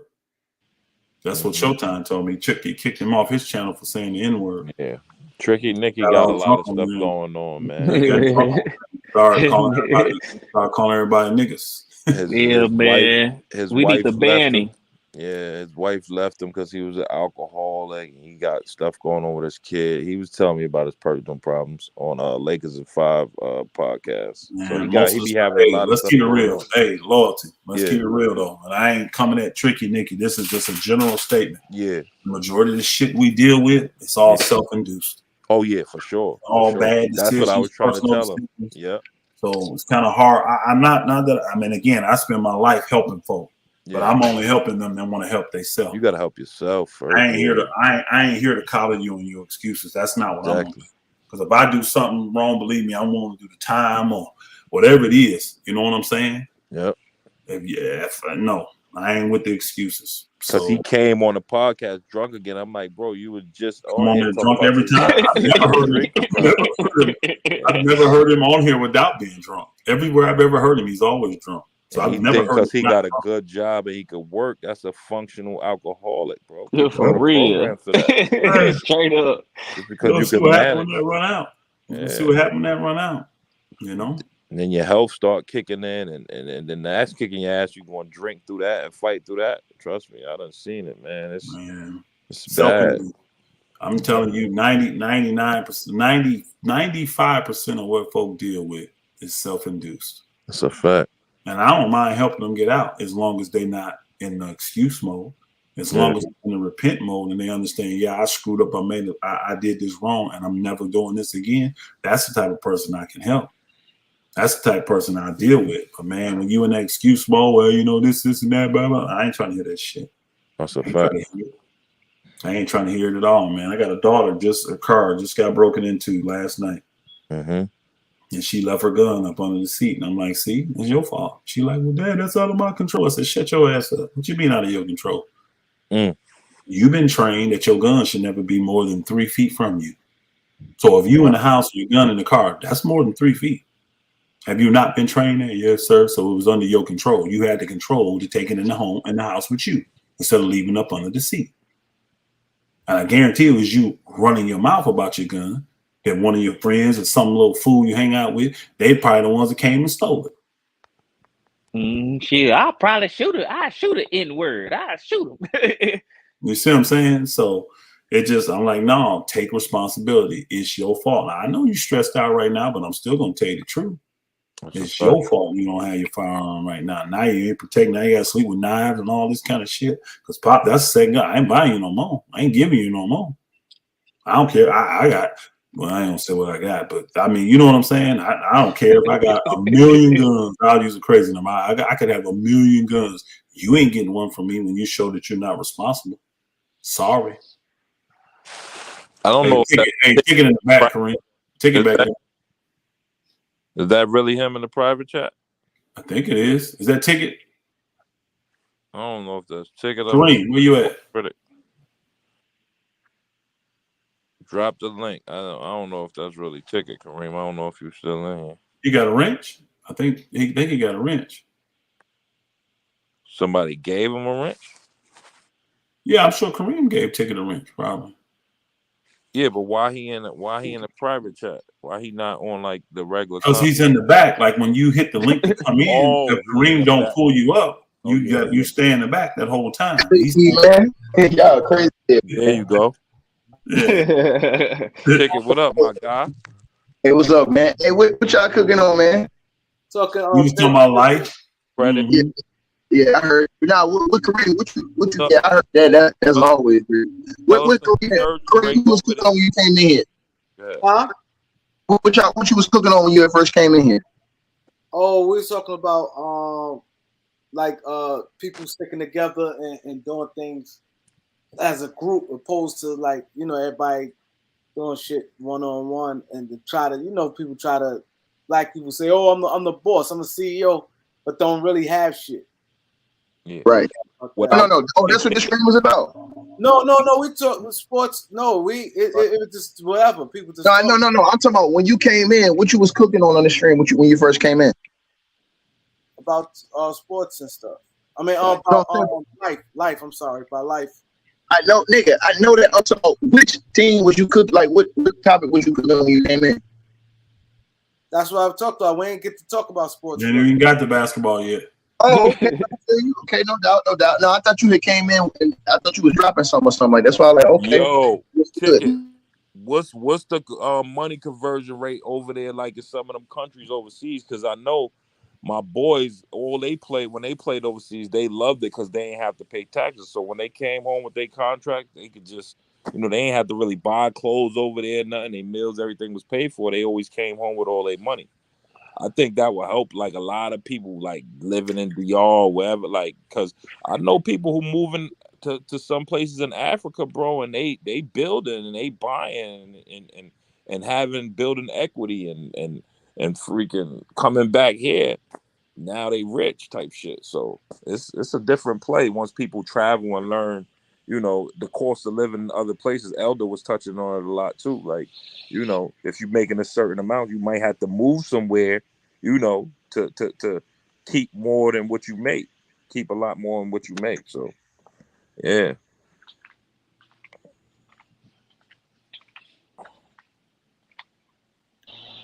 Cool. Hey, cool one cool P. That's a lie. You're unblocked on my channel. You've been unblocked since the night you told me you was blocked. You just never came back over there. So maybe if you go over there and type it now, you would have seen it. You've been unblocked since the night you told me you was blocked, my sister.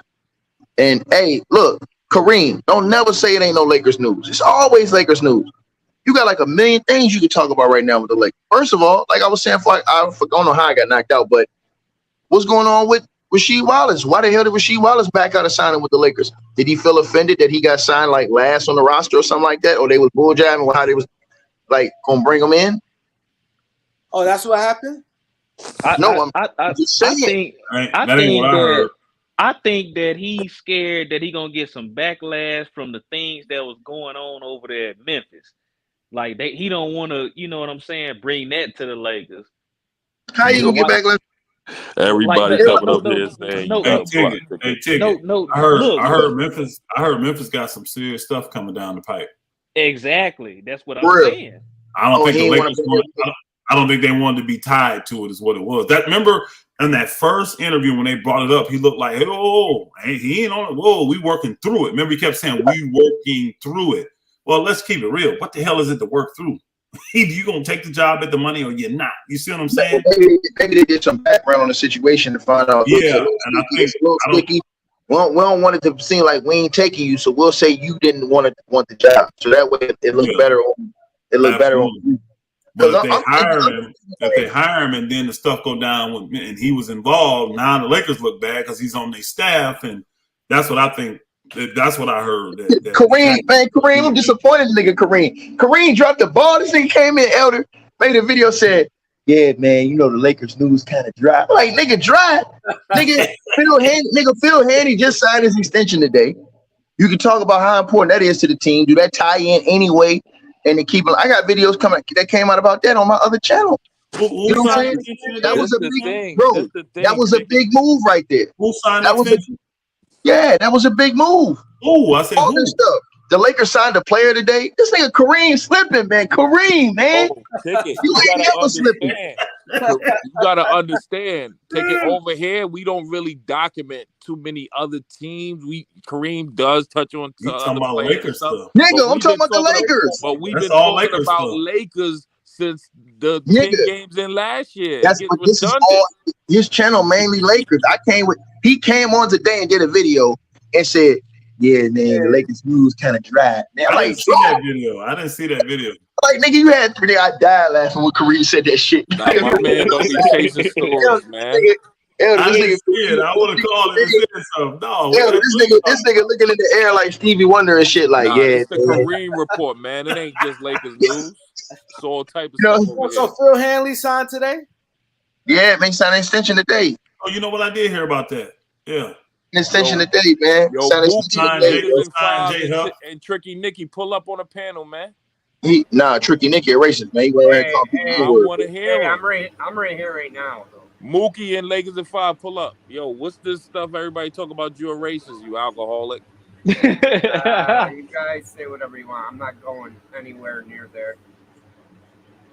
Yeah, man, don't be doing that, dog. Don't be calling nobody no N-word, bro. That shit ain't cool. I never called anybody that. That's the problem. They said you said that, dog. I'm just saying that what the brother said. That's I quoted a DMX song. My bad.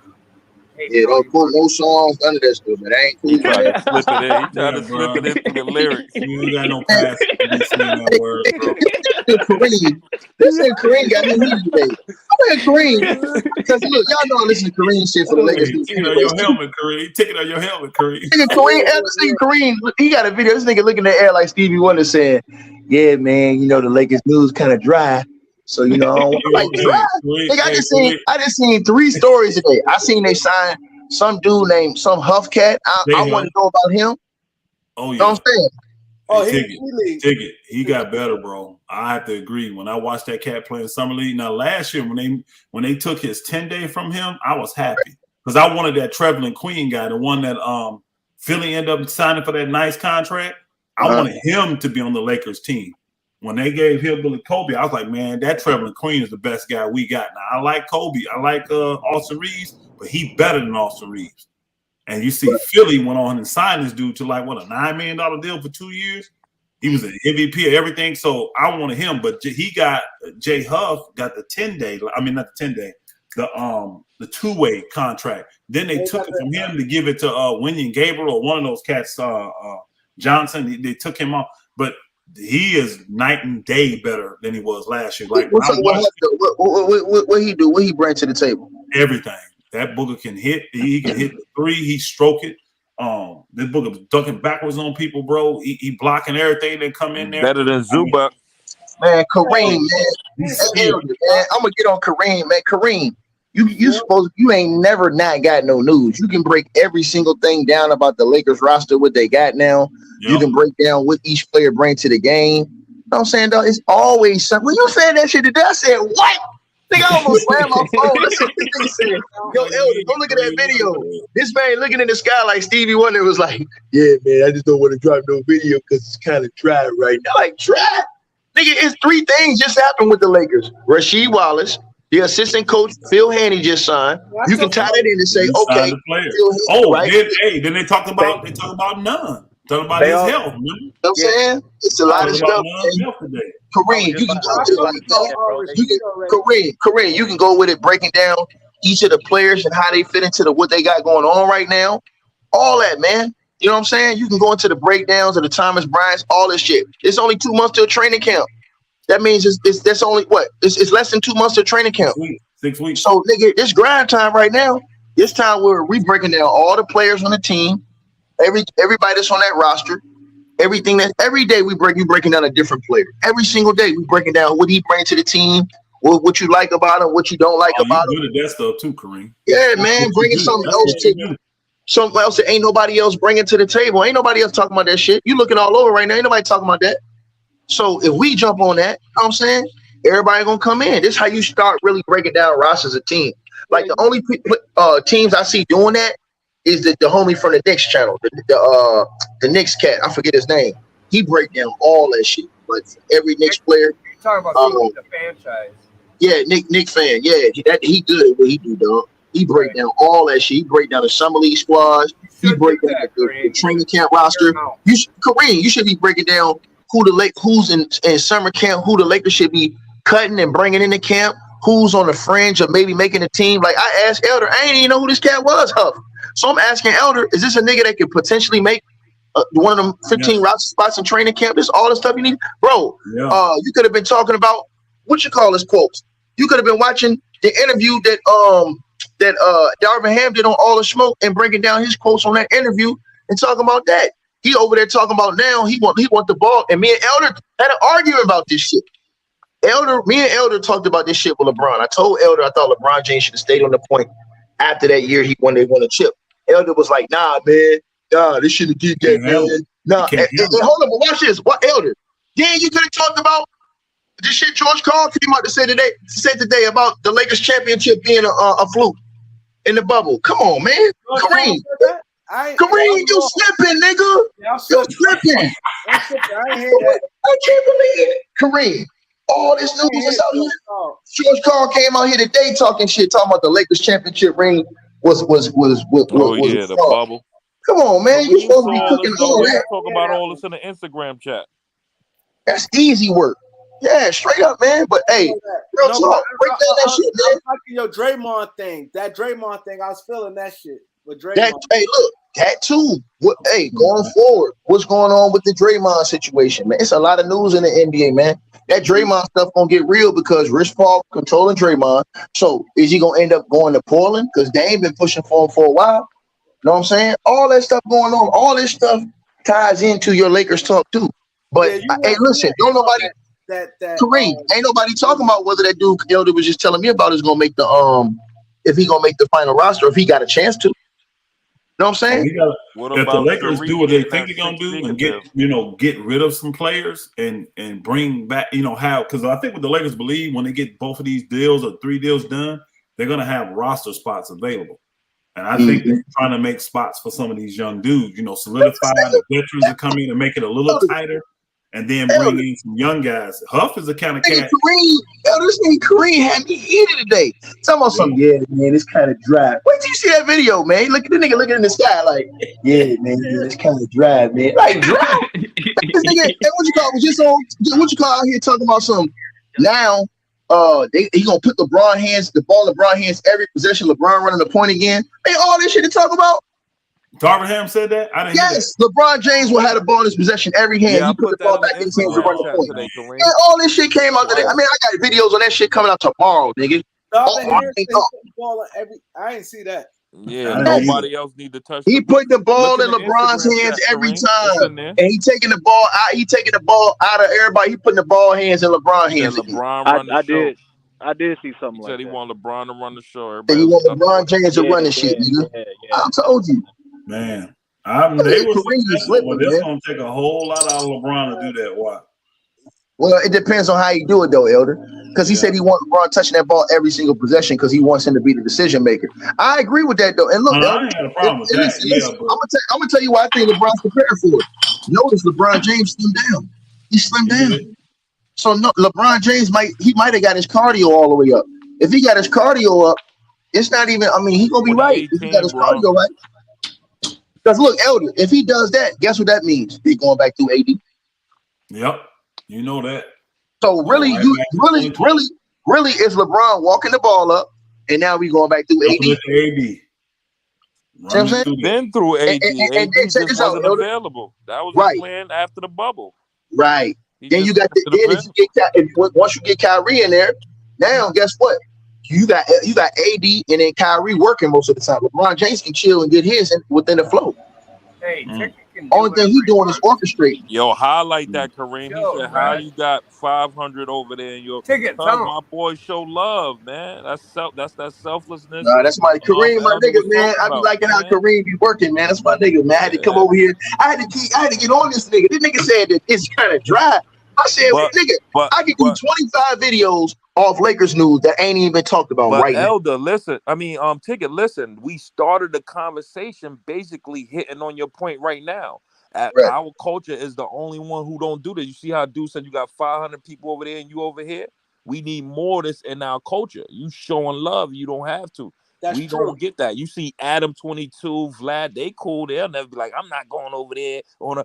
My boy Ticket over here, he got 500 people over there. That's We true. don't see That's that. love, This is what man. we That's was talking love. about. This was man. started I the fuck with Kareem. conversation, Ticket. Hey, look. I like Kareem and Elder show, man. Them niggas, they go a lot of different That's ways. fire. There's That's a lot of love. news out. It's a lot of news out. Kareem ain't even touch on today. I'm thinking Kareem finna touch on the Rashid jump. I'm thinking Kareem finna touch on the new signing. I'm thinking he finna touch on the Phil Handy. I'm thinking he finna touch on the coach coming out saying that they put LeBron back on the ball this year. All that shit important, bro. All that shit important. Hey, Reg Dogs TV. First, you don't build a podcast by doing it on your own. You build it with the community of people, and that's what he's doing right now. He's got people running that show. He's cool. You don't need to be there. No, as a culture, we don't even give each other the advice that Ticket is giving Kareem right now. He's saying like he checking him or whatever, but we all cool, so it's really advice. Yeah, that's like Kareem, my guy, man. I'm just like one Kareem. teach one. That's how it goes. Yeah, Ticket only one dog, man. like He can't do Kareem. everything. When he said that, loyalty. When he said, go watch that video. That nigga, I saw it. Kareem, that nigga was like, that nigga looked in the air like, yeah, man, it's kind of, I don't want to just drop video. It's kind of you was on that trade talk though, wasn't you, Kareem? Yeah, you was in the fandom mode. Talk, yeah, you mad ain't no trade talk. Hey, Kareem, we gotta get all this right here. All this right here. This your lane right now, dog. Ain't nobody else talking about this shit. That means everybody else that's bull jabbing is out here. They losing people, viewers and stuff like that. This how you gain your viewership. It's by hitting on the subjects that people ain't hitting on, dog. Because guess what? When we touching on that, them people see that, bro. Them dudes at the end of the bench, they watching this type of stuff. They seeing who talking about their name. So if you talking about the Huff Cat and doing all this other stuff, ain't nobody else really talking about that. They're not going into that, bro. It's you know what I'm saying? Sensational. So hey, Kareem, you can mess around and get an interview like that. You might hit dude up. Dude might say, yo, what's up? I seen you showing me love. We're talking about me. I come on, whatever. You know what I'm saying? Right. Hey, for example, I'm not the first, and I won't be the last Knicks fan to ever be on this panel. I mean, that's true. You're just so tricky, Nicky. You got horrible basketball takes. Hey, I do. What do you hate about my takes, bro? You only mention the Knicks, but you don't got no idea on how y'all can get better. Man, they're already getting better. Leon Rose is doing a hell of a job this year so far. You think they getting it better? I just saw a thing about your boy going to Chicago. Donovan Mitchell, he'll end up in New York. No, your boy going to Chicago, the left-hand boy, the power forward. That Randall will. I wanted Randall gone last year. Now What this. are you And the talking Knicks in about? a situation, they in a situation unless they get Spidey, man. But I want to talk. I want to talk to Kareem about the goddamn Lakers, man. Kareem, man. What y'all think about the Lakers putting Elder? All y'all, what y'all think about them putting LeBron back on the point again? I love it because You I know think I want that. I think that's his natural position. I think he should play the point. Yeah, I don't that have a problem with it. It's easier said than done. He tried that last year, but we see no, how it he looked didn't when the try it No, man he got last didn't year, try scared. bro. it last He year. did He not didn't try try it it last last year, Russ bro. was He did No, not not try it he last year, bro. tried it to the point of where he was He didn't. dominant and he had to be a scorer, no, but he it was didn't. an injured Mm-mm. team, and we seen how that looked. It No, ain't gonna loyalty. look He good did if not AD try See, ain't there. see, loyalty. now you're taking shit. He In my didn't really opinion, play the No. position So loyalty. He so didn't so really play Ticket, the you think position it'll last still year, look bro. good if AD not there? man, you He Loyalty. sit doing He that? there and didn't play talk loyalty. ill Loyalty. about my He team. didn't Yeah. play the position last year. Loyalty. Loyalty. That year, the Lakers won the chip. This is what everybody failed to realize, bro. Bro, well, look at LeBron James right now, bro. The nigga done lost like 15, 16 pounds. So when you think about that, and he's coming in the camp, that lets me know that he's worked on his cardio is up. That lets me know that he's ready to play those minutes and run the point Yeah. He's in because now shape he's and slimmed he's down. fit. His He's cardio's fit. up. You know what I'm saying? So See, Yeah. listen, this is what I expect, bro. I expect once again. I think this is what I think Darvin Ham did. I think he went and looked at the tapes, saw what was successful when they won the chip. I right. think he see that when LeBron James get the rock in his hand and he putting it past half court and they playing through AD, AD is more motivated, he more active, and that right there, everybody else can feed off of that. And I think when you get a guy like Kyrie, now he already knows how to play off LeBron James. So now that's Mm-hmm. the best of both worlds beside AD. Because now you can't, the defense can't collapse on AD with Kyrie out there. And guess what? All the Lakers need the other guys do the offense is hit shots and Russ. We're gonna put you in a dunker spot to crash the boards and do your Right. little hustle. Oh no, So not you. so Excuse me. Russ not gonna be on there. What you call it? Oh boy. You get a motherfucker like Austin Reeves out there, or you get old other boy. I forget his name, man. Lonnie Walker. Um, Lonnie Walker. yeah, Lonnie or one of them cats. You get one of them little cats to mix it up. They gonna have to have a shooter, but they're gonna have to have one of those wing guys that can defend too out there. You know what I'm saying? yeah. And hey, So you here's the think the real Lakers thing, making though. two moves, right? Huh? Lakers making two moves, right? They with Kyrie, and then Yeah. I mean, listen, they got two. Listen. This is what they might do. They might try to get a few players back in the trade with the Brooklyn Nets. They might try to get some players back that way, I or like they might that. just go try to get Kyrie and then do a different deal and get somebody else. But they're not just gonna. It's not gonna just be Kyrie and then they're done. They got another vet. Melo's probably gonna resign.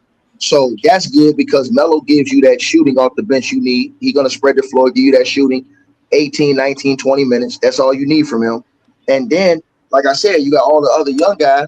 Now, can you get a reliable wing defenders? Okay, Stanley Johnson. How much is he going to grow from last year?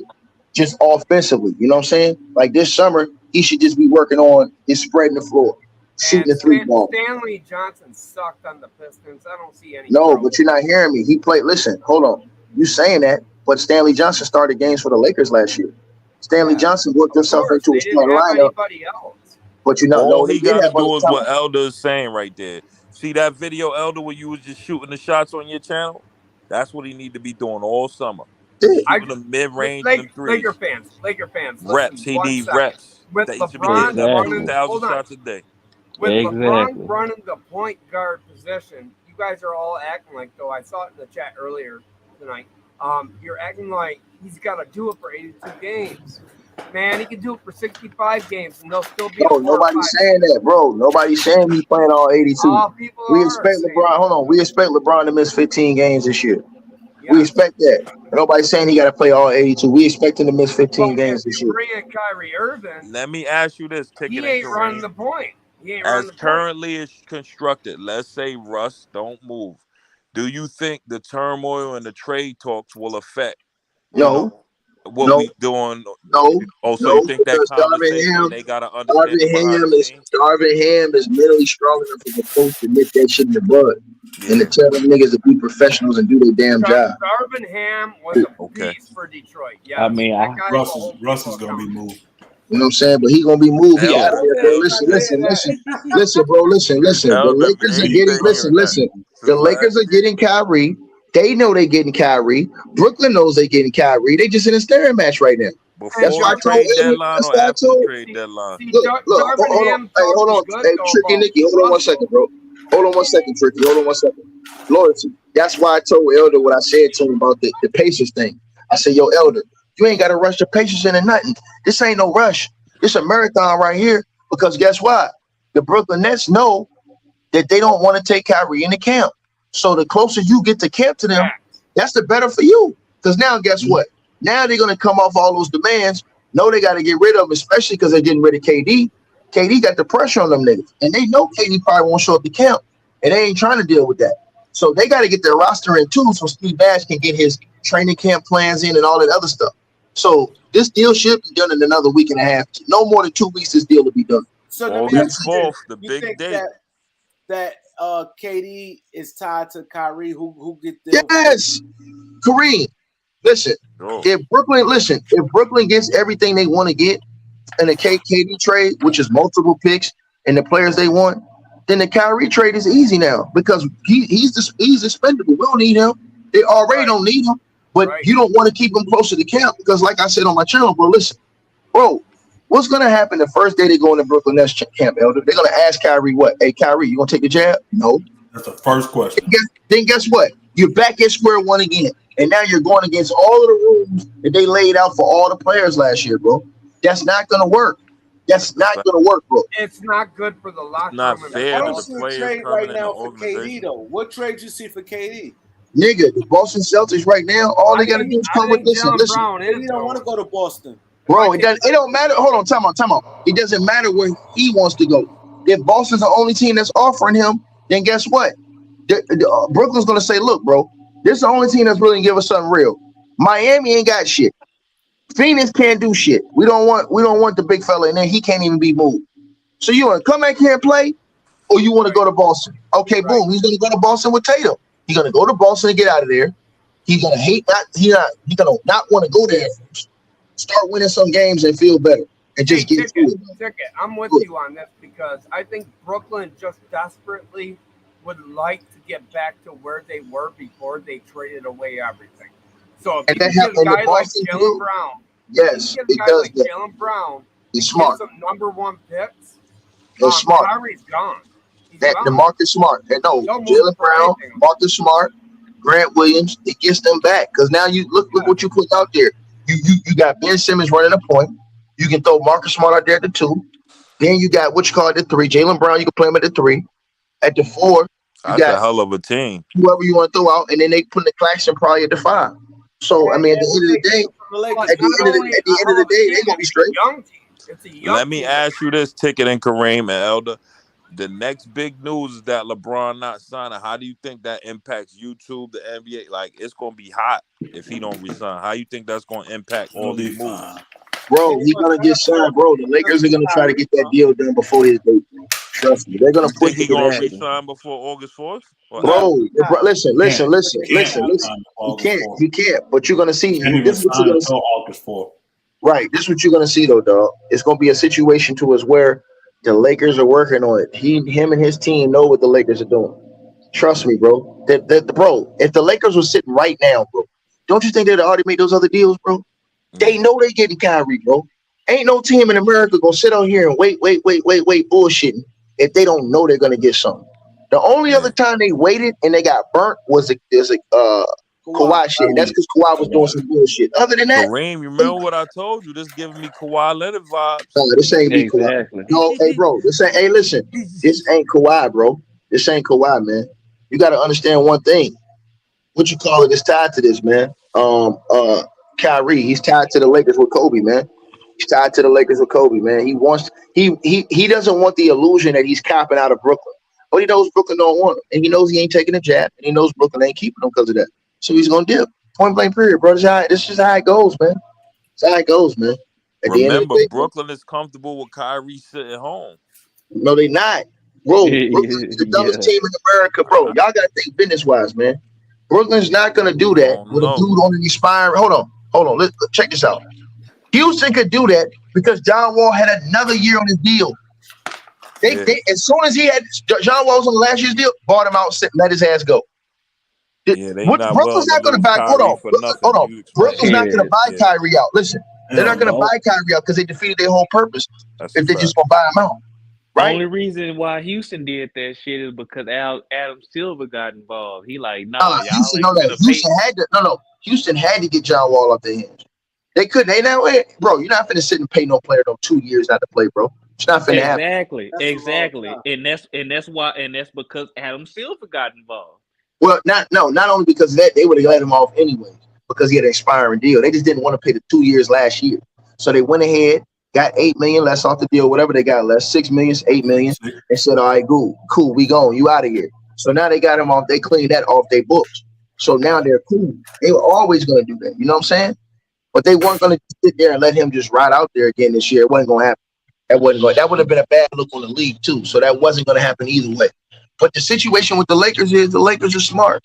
The Lakers is playing chess for the first time in a long time. They're not desperate. They're not showing they desperate. They're not throwing out the dumb shit. They sitting back here waiting because they know that this dude is coming. They know that. They know Brooklyn is not running it back with them dudes, man. They know that. If KD don't go nowhere, what's going to happen? KD's gone. Bro, how many times I gotta tell you KD's gone? KD gone and guaranteed. Bro, KD's gone. Bro, my man. He's not going to Boston. They ain't my man. You listen, KD don't control where he go. He don't have no trade clause. KD only gave him He only gave them the teams that he preferred to go to first. Mm-hmm. You haven't heard no report that says KD refuses to go to Boston. Hold on. You haven't heard no report. Hold on, bro. You haven't heard no report that says KD refuses to play for Boston. You haven't heard that report? No, it was on. I don't know. It was a tweet or something. He said Kyrie told me he'd never want to play in Boston. That's Kyrie. Hold on, that's Kyrie. No. Kevin Durant said I had. Kyrie told me everything I want to know about Boston. I never want to go there. You know what? Guess what? Hold on. Guess what? And KG said the same thing. And guess what? KG went over there and won a chip. But guess what? This is the difference between that move. When KD go there, their team will be uprooted. It'll only be him and. All right, cool. Guess what? At the end of the day, it's At the end of the day, my man. At the end of the day, it's business. He'll get moved. Boston ain't the only team. Trust me right now. I know the N.B.A. Watch what I'm telling you. It's a sneaky team in here that's doing some shit under the door too that we ain't heard about. Think about it. They've been talking back with Boston for the last 2.5 weeks. But Elder. I'm saying Elder. I'm saying it's a dark team right now that we ain't heard nothing about. That's working on the KD. Again, I was saying it about they're not a dark team. Everybody talking about the word. I was saying nobody knew they was even talking to Boston for the last 2.5 weeks. Facts. See, it's a dark team out here, bro. It's a dark. Somebody's out here working on a blockbuster KD deal. And we just don't know who it is. I don't know if it's Denver or who. Maybe Denver might be trying to give up Michael Porter Jr. or somebody. You never know. But it's a dark team out here. That's pushing. You the fakest account on here, nigga. Troll ass. It'll have to be It had to be somebody that he gonna go and still have a chance to win though. I don't think. No, it is not about bro. Listen. In Brooklyn's mindset, bro, they don't have to accommodate KD to get him to a team where he can win. All they got, the nigga asked for a trade for them. All they got to do is to get him to a team where they can get compensation for him that they want. So they already can say, look, we looked at the teams you wanted. What they gonna get less back? They gonna get less back than what? Bro, you're not hearing me. Bro, listen, my man. They're gonna get a lot of picks, and they're gonna get good players for KD. Trust me. It's gonna be some team that we ain't heard of. Maybe it's Chicago Bulls. Maybe the Chicago Bulls come out of nowhere and give. Hold on. Maybe the Bulls come out of nowhere. Here, Jimmy, two shoes. Pull my Chicago ain't got it. You done it. I don't wear skirts. I wear pants. Get it right, nigga. The thing you got to do is you got to look at all the teams. They got multiple picks, and they have tradable assets. You know what I'm saying? That are either all-star level, close to their prime. Chicago ain't got them.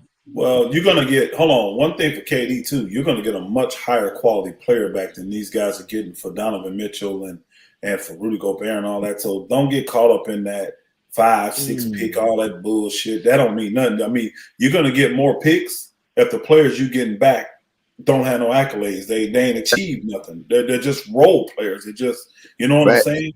When you get quality players back, I'm not gonna give you 5 picks and freaking Jalen Brown, bro. Hey, look, It's too y'all many watch this right here. players. Y'all watch this right here. There's Watch too this many right here. players that can't Watch play this right with here. Now Ben watch Simmons, this. though. If Middleton wasn't hurt, the Bucks could sneakily try to give up Middleton and what you call it to go get him and Drew Holiday and say, look, we're gonna put Giannis and KD together. Now what? But that ain't enough. That ain't No, enough. you're not hearing me. Along with picks, and they have bench assets that could be usable. Pat Connaughton, the guys like that. You can throw in a deal, bro. That's not making too much money. Think that's enough to win the chip, them two?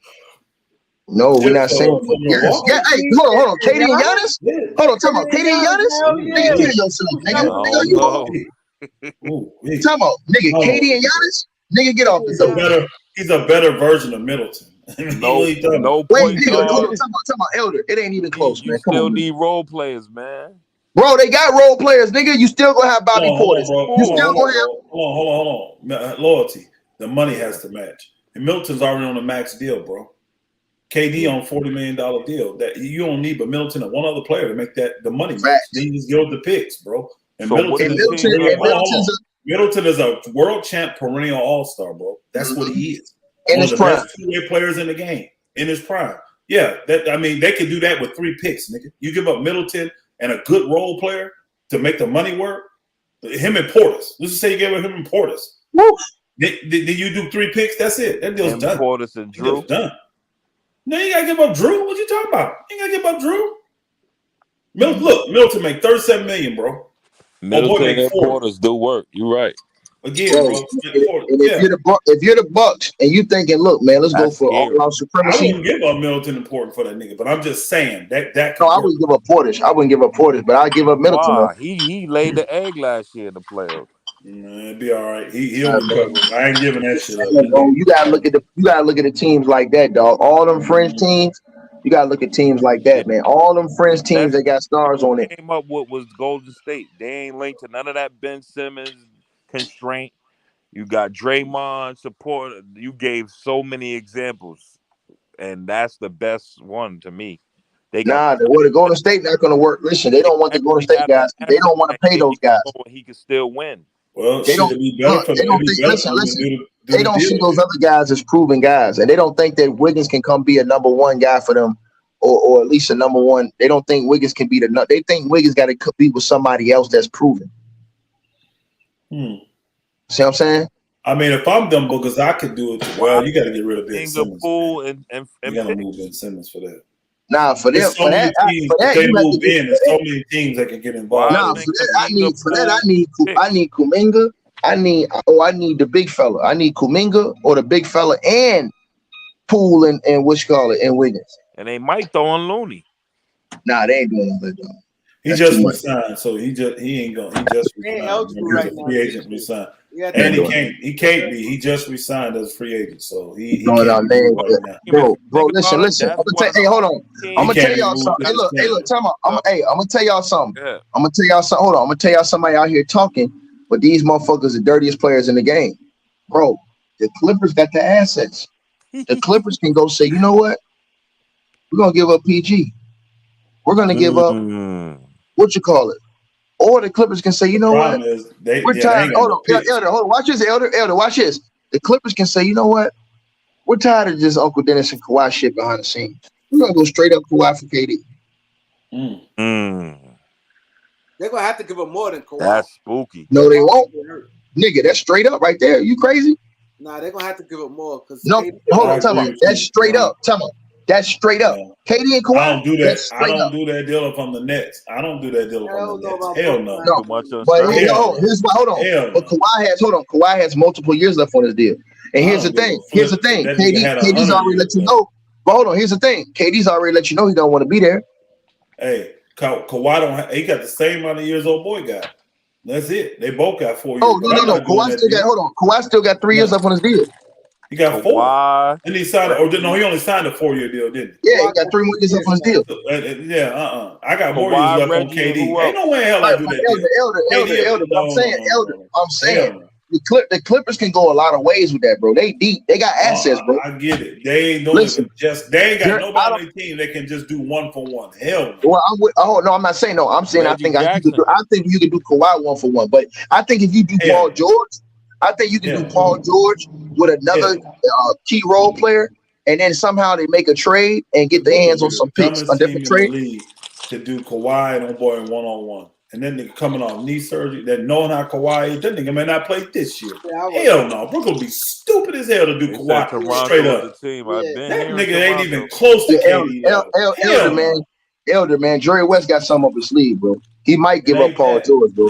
He might give up a Paul George. You know what? Bro. I wouldn't be tripping if he gave up Paul George. He might give up a PG package, Elder. You know how Steve Ballmer them is. They want to take over LA. The problem is they gave up all they don't have no picks they can trade ticket. That's the problem. They got to get rid of guys. Hold on, but Elder, watch this though. The Clippers are one of the fastest teams to be able to get their hands on picks. The Clippers got assets they can trade their picks. They got guys who can get them picks. All them dudes they got, they can turn them into picks. They'd have to easily. They can turn man for a couple first. They can turn Norman Powell into a real first. They can turn Norman Powell into 2 first-round picks. They could. Well, not 2. Not 2. He averaged. I know he averaged, but I don't think he's a two-way. Hold on, he's a two-way player averaging 20. Where was he drafted at? Where was Norman Powell drafted at? What was his draft? Because that matters. That's a 2 for it doesn't matter. He's a 20-point per game player, a world champion. He's a two-way player. Where you were drafted matters. Where you were drafted matters. What y'all think about Toronto? Boy, he 20 points a game. Hey, boy, 20 points a game, but he was an unrestricted free agent and making $100 million. You ain't getting 2 draft picks for Fred VanVleet. You just not. That nigga was not a first round pick. They maybe can get a first rounder for like a Zubac. You get a first, depending on the team and what you want. That contract, I don't think so now.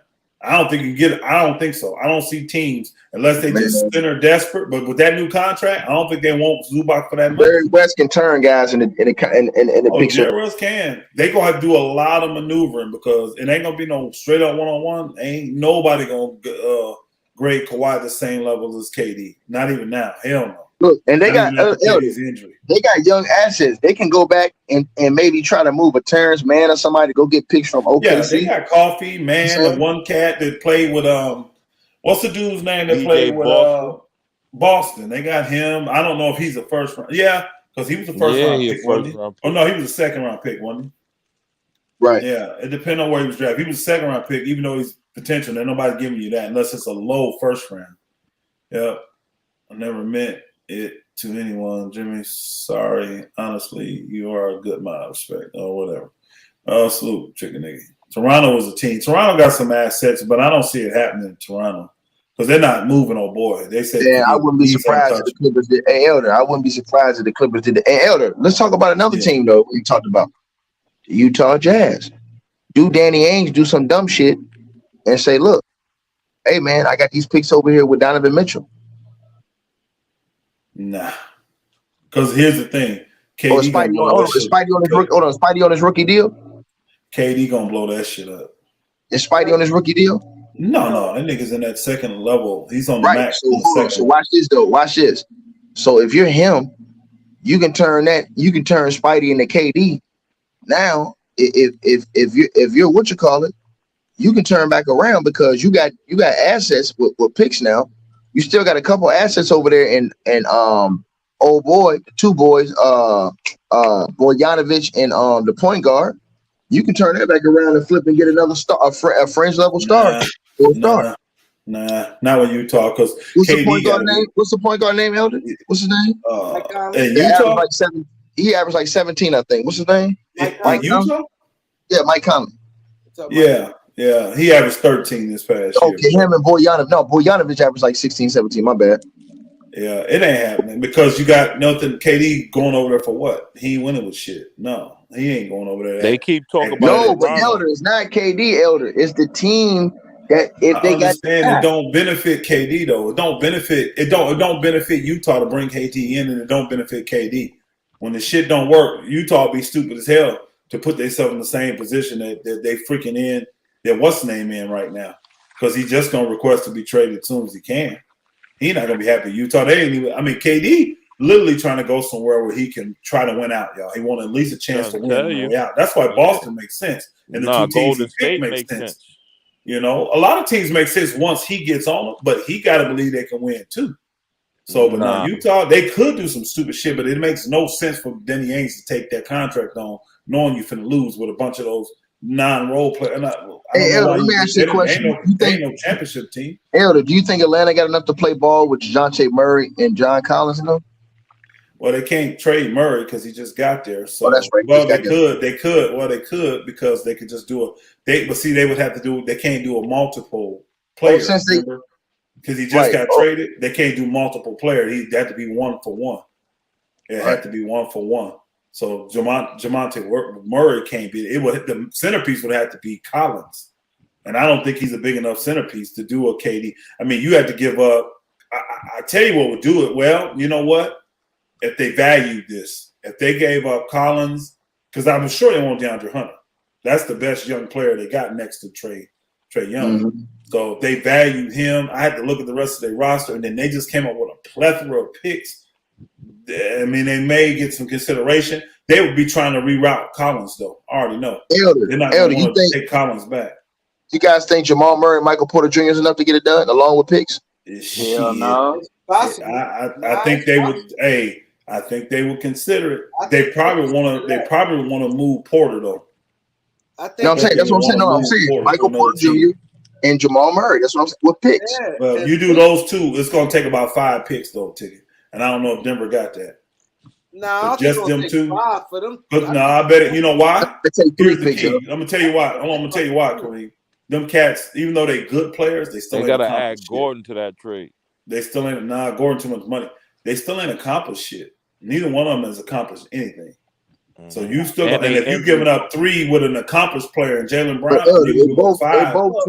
they both 20-point guys per game. Yeah. All I can tell you is this: I know this. This what Porter not 20, but here's the key. Porter's averaged 20 last year.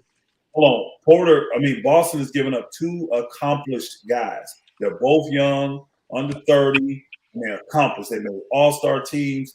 They defense players for years. They got all these accomplishments. That's where you can get them Murray and Porter is younger.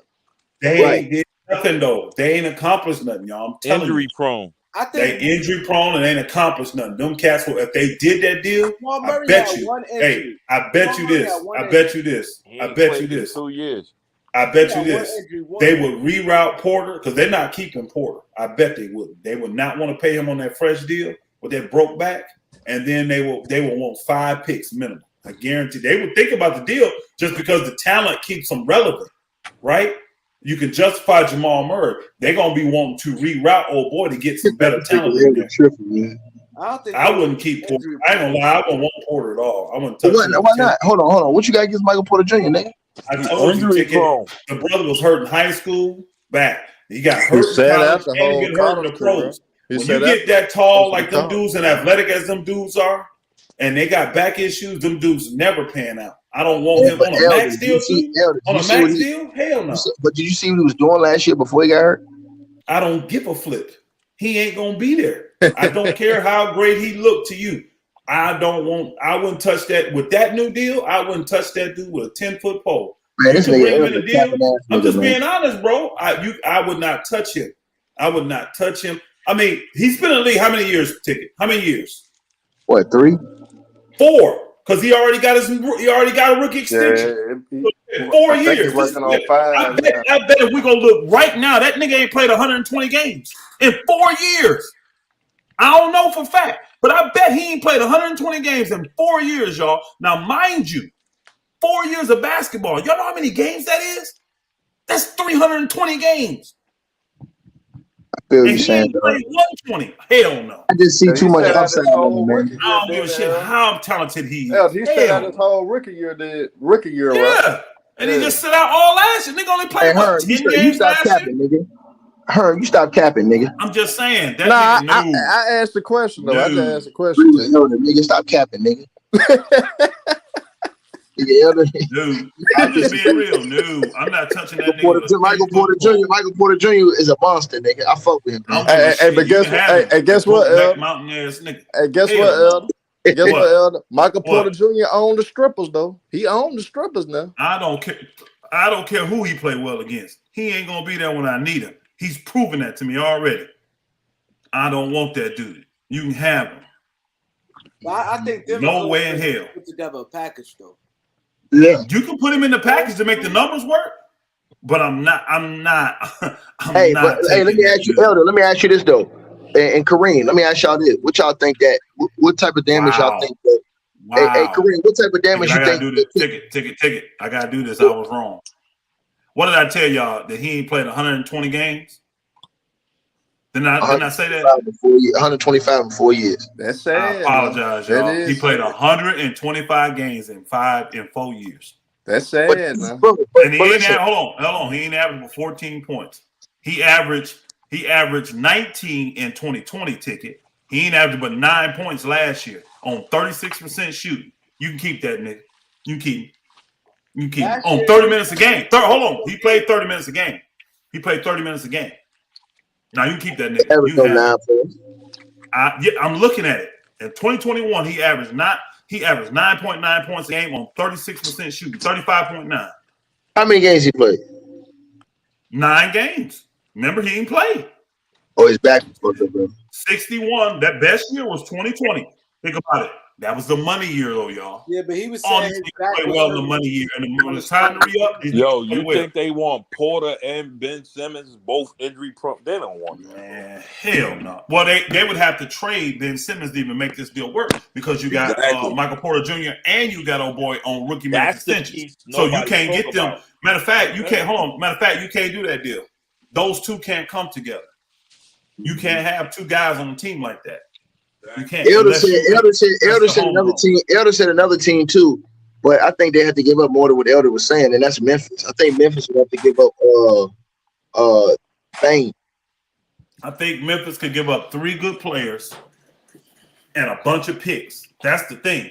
And Memphis has accomplished players, though. Triple J got accomplishments. These niggas got accomplishments. Porter and old boy got nothing. Scotty Brooks. They have nothing.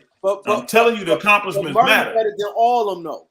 I don't agree with that. I don't agree with that. I don't agree. Hold on. What you I say, don't Kareem? agree. Hold No, on, I Kareem. don't You agree. say Kareem? Hold on. What you say, Kareem? I said He said Murray better than all them Memphis guys. whole team I don't except agree with John that. Morant. I don't agree with that. I don't agree with Hey, that. my nigga Kareem know what it's on. I don't agree with it. I'm just Yeah, telling I you. I like don't agree Jamal with it. Murray though. My nigga Kareem know I what like it's on. Jamal Murray, but he is not better than all them cats. Nope. And Jamal Murray stripped them niggas down, nigga. Hey, He stripped them other niggas than down. John Morant though, Elder, who really could be better than Jamal Murray? Other than John. Hey, Herm, and watch this. Jamal Murray get big in the playoffs. Remember when he went Glock for Glock with old boy from Utah? Then remember when he walked down the strippers? He went He Hey, he Glock get for big in the playoffs, yo. He big time. And he outplayed Spider Game 7. Yep. Again, I like Jamal Murray. I'm just saying I don't say he better than everybody over there. I'm just not saying He that. is. Other than John Morant, he is better than everybody Name over one there. player better than Memphis. I mean, I think JJJ just as good. I think Bane on that Why level y'all, when he get there. why y'all bullshitting? Y'all don't think the Lakers could sneak and go give up AD? I said that. No, it ain't Everybody gonna laughed at me. Not gonna happen. Y'all It's not gonna joking. happen. Hey, Elder, y'all joking. The Lakers could be looking at We AD ain't like, joking. yeah, y'all, It look, ain't we ain't gonna going happen. for this again this year. It's Look at not y'all gonna right happen, now. bro. They should have Stop traded it. that nigga last year too. Hey, Elder, let me Not ask you a gonna question. happen, Elder, y'all. would you give up AD right now for that? AD What? and Russ. For what? Hold on. For what? AD No, I'm and saying, would you Russ give for up AD for Kyrie. For KD? what?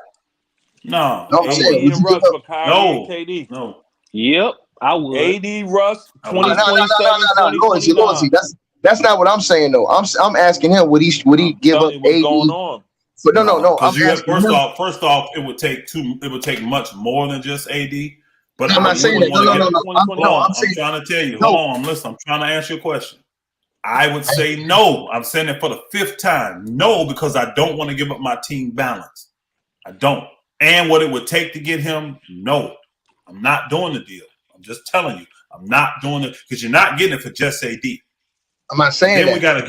we gotta give up all of our draft picks. No. Because we got You more ain't picks gonna than go all this with AD? Man, get out of here, man. bro. I'm telling you, the way they would level these off with AD injury history and all that, them niggas, I'm telling you, they would want a haul from the Lakers to do that deal. And it ain't gonna be just AD and some picks. Him, THT, and some picks.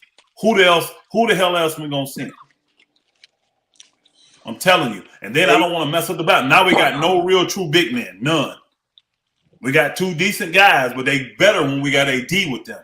No, I like the balance we got. We got an all-pro big man. We got a all-world small forward and an all-world guard. I'll keep that. I would rather have Kyrie with those other two that we got now than have AD gone and then just have KD there.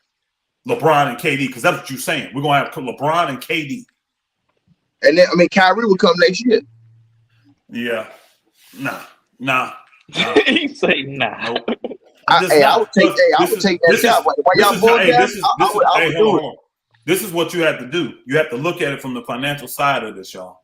Look at everything you gave for AD. All those picks, everything you gave up. Add that on top of what it's going to cost to get KD, and that's what you gave up for KD. I'm just keeping it real. If I had a chance to put LeBron James, if I'm a GM, I had a chance to put LeBron with KD right now. I'm not doing. You heard Gilbert Arenas. I'm going for that shot, bro. I'm taking that shot, bro. I'm not because guess what, Elder? Let me ask you this question. You don't think? And hold on, Kareem. Let me ask you, nigga. You don't think that team can win a championship? I'm talking about with LeBron and KD right now. Yeah, hell yeah. So what is Elder talking about? Hold on, Kareem. You got no AD, no Kyrie this year, and you just got LeBron and KD with the team you got now. You think that team will win a championship? That should be enough. Man, y'all niggas on crack. Yo, when you got that type of dudes, when you got that type of firepower, man, when you got that type of nuclear firepower, bro, I'm sorry, on crack ticket. You hit your head on one of them Elder, man, that's nuclear firepower, Elder. That's nuclear firepower, man. Beach, you fell and hit your head on the bar, seashells, nigga. That's nuclear firepower, man. Let me tell you when they shut KD down, because if you're a smart team, hold on. When you're a smart team, you can shut down the bet.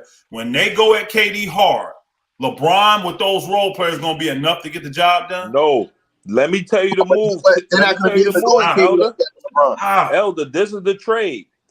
AD, Westbrook, THT, none, 2027, hey, chicken, stop 2029. giving them LeBron fans and Lakers for fans. Kyrie, KD, now you got loyalty started, and Steph Curry. Man, I got loyalty started, Chicken. Why you do that, Chicken? Why the hell would Brooklyn do that deal? Why the hell, Chicken? Why the hell? Why would they? Tell me one good reason why they would. Hold on one second. I'm putting my phone on the charger. I gotta cook this nigga. None and Hey, Kareem, let me right back in. I'm putting my phone on the charger. I gotta cook this nigga. I got to cook this nigga. Hold on. You heard? Come in and cook this guy, nigga. Black Bruce Wayne. He says AD was unavailable, man. I hate how Elder capped for AD. That's behind. He's sounding like all his life right now. Is the reason I'm not a Laker fan. So you know what? Hey, Black Bruce, if one player can make you leave your team, that ain't your team. That ain't your team. He said, yeah, he won a bubble chip, but nah, bro, he's soft. So what you think he saw? So what? He wasn't soft when he won the chip. He wasn't soft when he won the chip. So we got a lot of people hate AD. Again, I would rather have that balanced team of Kyrie, LeBron, and AD over just LeBron and AD. That's what was on the table. I don't think y'all really understood. You take this current roster and you put LeBron and you put AD on there with those role players. And y'all think that's enough to win a chip? Y'all really think that? KD, Kyrie, Steph, and Kyrie's not on this team. He wouldn't be on this team. He wouldn't come to next year. You heard what Ticket said. Now. No, he's not. Of the KD package. No, he ain't. Your mind, bro. Why the hell would Brooklyn do that? You think Brooklyn gonna send KD and Kyrie to the Lakers? We giving up. Hell no, Brooklyn ain't finna do that. You lost his mind. You done lost your mind, loyalty. Do something realistic. That's why Ticket did a realistic trade. What's the trade? What's the trade for Kyrie? The trade was AD them leaving, and then we had to give other assets. So we may have role players for Russ, but the Russ would have been a different deal. We wouldn't go. They're not giving us both. That's why Ticket said Kyrie would come next year. But I'm saying, what's the original trade that without he said AD and some other players for KD. No, I'm talking about for Kyrie going to the Nets right now. What's the talk? If you're doing KD, you're not. Hold on. If you're doing without KD, the original, that's Russ. Russ would be going to a third team. You have to route Russ to a third team to make that deal. All right. No, the Nets don't want Russ. No. If they take Russ, they take Russ, they want both the picks. Yeah, that's what I'm saying. We gonna give hold on, bro. You trying to still send Russ and get KD? If you send the picks for Russ, what picks you got to send for KD? AD and KD straight up, and then we put in none All in right, THT. we can move on. We can, because I ain't gonna get into the ignorance. They would You be don't the think that's dumbest a team. good trade? They would be the No, dumbest they'd team never in do America to trade you They'd never do KD straight for up. AD straight up, bro. They'd never Yeah. do Why not? Hold on, That's bro. the I'm gonna tell best you right one now. for I'm gonna tell you one. right now, bro. I'm gonna tell you Yep. right now. That's the There's best no one for one you're bro, gonna get in the bro, I'm NBA. gonna tell you right now, bro. They're There's doing that. no guy in this league that they're gonna trade KD straight up for. They're not. I don't know. Nobody. Even if Giannis was on the table, they wouldn't do it straight up. I Nah, promise. yes they would. Ho. You bugging. They would do Giannis straight up. I don't think they would. Yes, they would. Nope. Giannis You bugging. younger, Nope. they would do Giannis straight up. I don't think so. I think so. I think I don't they'd think do so. Giannis straight up. I don't think People so. in the Well, for chat, one, you gotta think it had to people- hold on. For one, it had to be another player because you got to make the money match. For two, Yeah. I don't see. Hold on, they ain't rating Giannis that high. They not. I'm not saying others in the NBA. Brooklyn ain't. They think they have the best player, not only the best player in the game right now, y'all. They think they have one of the best players of all time. They're not giving that nigga up for just a straight up Giannis Elder, package. I guarantee they would. you, if they say That they if wouldn't. If Milwaukee call them black, we give you Giannis, they will hurt and do that so quick. I don't think so. They'll I do think that they would shit still quick. want more. I think they would still want more. Nah. If anybody ask for more, but Milwaukee be like, listen, we closing this deal down in 10 minutes. Leave that. We ain't giving up nothing up for Giannis. They'll do that. He may be the only person in the league, maybe, and I think that's a strong maybe. You're What not about getting nobody else. Nobody else is gonna be straight up for AD. I mean for KD. So stop. AD and Russ for Ben Simmons and Kyrie? Boy, you be having some crazy ass trades, boy. Again, I don't see them wanting to send those. They're not trying. This is what they're not trying to do. The Lakers don't want no business. I'll take the two shooters. I'll take loyalty, and the white listen, boy too. Loyalty, You gotta add them. See, you stupid. Who the hell gonna do that? Why would Brooklyn do that? That's stupid of Brooklyn. I'm gonna add shooting just for the fun of it because you want it. Hell no. That ain't no solid deal. And I'm getting back Russ who can't shoot. I'm getting back Russ who can't shoot and AD who can't stay healthy. Really? Yeah. And I'm gonna give you all my shooting and all my youth. Man, stop it, Lord. That's a crazy. We don't know if Ben Simmons can stay healthy. We don't know if white boy shooter can be healthy. Ben Simmons has had one injury. Kyrie his health is not an issue. Not like AD's. We don't Stop know that, it, bro. He had two injuries. He had two injuries. Stop it, bro. Who's more injury prone, him or AD? But we just watch him not play because of other issues. Answer the same question. Issues Kyrie got. He's still in arbitration. I'm not finna go down this road, y'all. I'm not finna have these retarded hypotheticals and deals that just make no NBA sense at all. That's the worst fan shit I heard in a long time. Is it a guarantee no damn sense, man? Is it a guarantee that Ben Simmons is going to play starting the season? We don't even know that. He's still in arbitration trying to get his money from Philly. Hey, Elder, that's ticket fall for this nigga. Judah Rising. Judah Rising. That was never on the table ever. That was people talking about it. They ain't give me this, and they start running with it because again, they steal everything from the mother. Yeah, but Ticket gave you the ball. They don't have nothing original, bro. Judah Rising, they don't have nothing original. So that shit was started here, and you had a couple dumb nuts on TV start talking about it. That I promise you, Brooklyn never talked about that shit with the Lakers ever. Because when the Lakers told them AD's off the table, that was it. And they never thought. I guarantee Brooklyn never thought about sending KD and Kyrie AD to the be shooting 19% by the trade deadline. His ass is out of here. They never considered that. And see, this is the thing. They want to do the KD deal to force the Lakers. I mean, to force what's the name them hand. They want to force why do they have to get the KD first? People say, well, they want to see what they get. No, they already know what they're gonna get because they're not gonna do a deal unless it's something they like. They know what the hell they're getting for KD. The reason they're trying to do the KD deal first is right now, Rich Paul and them is limiting the teams that can even make an offer, y'all, because of Ben Simmons. They moved Ben Simmons. You know how many offers can come in? That's what I said. Teams can't even make an offer because Ben Simmons on the team. He the piece nobody talk about. Yeah. So they trying to put pressure on them. Let us move Ben Simmons. Then we'll have all these teams open. Then we'll do business. That's why they're putting Kyrie on the back burner. Yeah, they want to move Ben Simmons to Toronto. I don't know if that's all the way for certain, but that's the shit I heard. They just trying to move Ben Simmons so they can get KD offers. They can't even get real offers, y'all. Think about it. Boston's the only team that can negotiate with them right now. You ain't getting no offers from Miami. You ain't getting no offers from Phoenix. Think about it. Who the hell else can even make an offer right now? Name me another team that can make an offer. Golden State really can't. Do you know why? Because Wiggins would have to be included in the deal, and he can't because of Ben Simmons. So Golden State really ain't putting them on the table. That fluffy duffy stuff they talking about, man. No, you gotta understand real stuff. When they start talking, make it make sense. Nothing makes sense from Golden State with Wiggins in the deal. Why? You can't have Wiggins in the deal if Ben Simmons still on the team.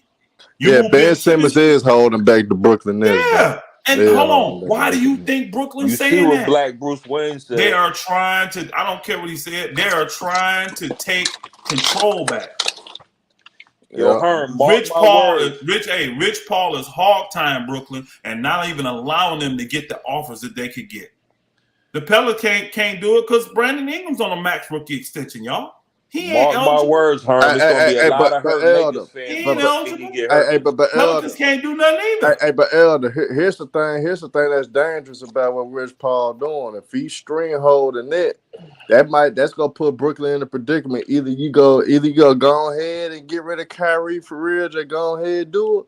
Or Brooklyn might have the balls to say, fuck it, we just go stay packed then. So I'm telling you this. Yeah, hey, Herm, that's not called balls. That's called business suicide. And that's why Rich Paul is playing them. That's business suicide. Mm-hmm. Trying to run this team back with everything that's out there, that's called business suicide. They got fans, not real basketball people. Fans believing that's an option. That shit ain't no option. And anybody in basketball know that's not no option. The only potential hold on. The only potential option is to run it back with KD. If KD come to you and say he's had a change of heart, who the hell knows with KD? Now, with his history, I agree with Ticket. With KD history, once KD tells the team he's done with them, what has he shown? There was no turning back when he made up his mind about OKC. There was no turning back when he made up his mind about Golden State.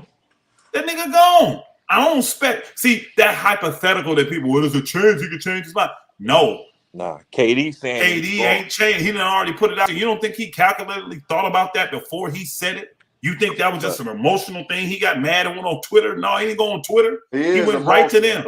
He's very emotional. But again, you know what, though, Herm? He is. But if I'm going to predict something from him, how about I predict something he's already done, not once, but multiple times in the past? Why would I not predict that over something he's never done? These people coming with these crazy hypotheticals saying that, he'd probably change his mind and he'll come back. He'll have to run it back because y'all don't understand. I was listening to old boy today on talk radio, and he knows more than any of them. David Falk. I don't know if some of y'all listened to that interview today. One of the best agents today, but I know who one of the best agents ever. David Falk. He told Antonio Daniels, slow down, Antonio Daniels. These guys don't have more power today than the Stars did back then. He said the guys are abusing their power more today. Stars have always ran this league. Agents have always ran this league because they push stars. He said, how is it that we could have a salary cap? He said the problem they got today, the owners have put in a thing for them that only helps them, but it doesn't help grow their product. And that's what one of the problems is. He said, how can you have a salary cap of $27.4 million and Michael Jordan make $30 million? He said, your stars are being limited. You look at all these other sports, the stars of the sports, they make way more than the teams. Why? Because they bring in so much revenue. You should have $100 million, $150, $170 million guy in your sport. You telling me Steph Curry ain't worth $170 million a year? Man, that bro, hey, David Falk was breaking that stuff down, but he was like, whoa, get it right, Antonio. The stars have always ran this league. They always have had power. He said the only difference is these guys now, they're abusing their power. And that's what the problem is. They still got all the power.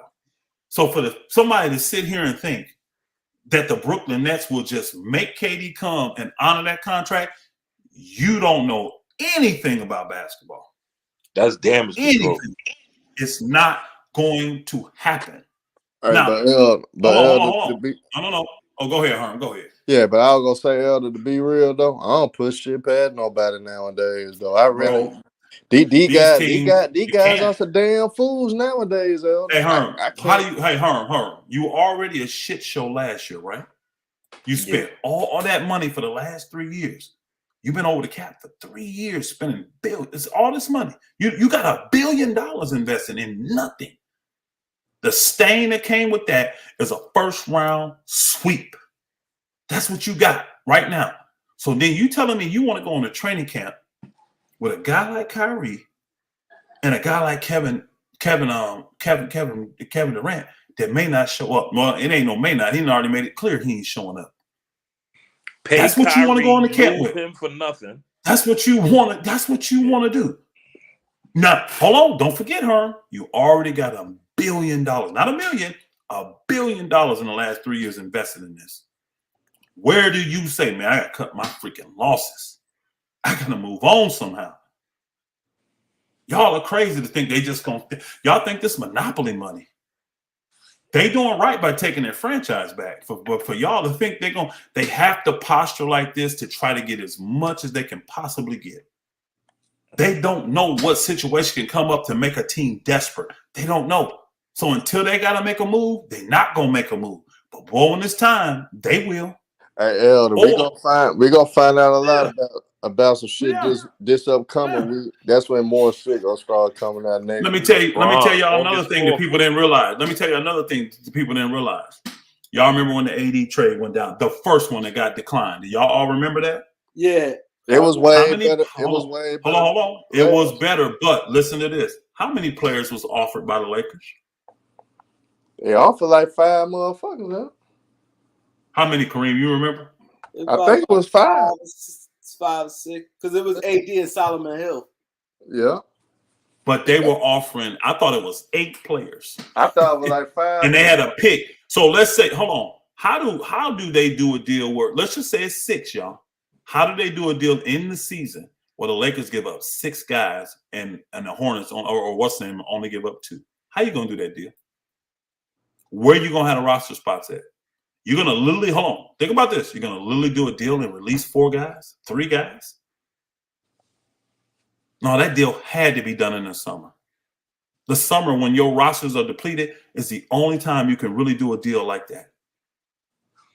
So he was stupid for turning that deal down, but that deal wouldn't have worked. They would have lost money trying to release guys just to make the damn, because you can't go over 15 men on your roster. You'd have had to fill out a way for 4 guys. What you gonna do? Yeah, but shit, he got fired for not making a deal, basically, though. Again, look at the totality of it. Look at it. He couldn't. I'm telling you, there was no way for them. You tell me, Kareem. You know about that. Tariq, you tell me how, even if he just said yes, how they going to make that deal work? Yeah, he was in a fucked up spot. And who are the players? When you got 4 guys you got to get rid of to keep your roster. Who are those 4 guys? Who are they? You go keep that young core that you just got from LA. Who are you getting rid of? You gonna trade Rondo that year? You gonna get rid of Rondo? You gonna get rid of Josh Hart?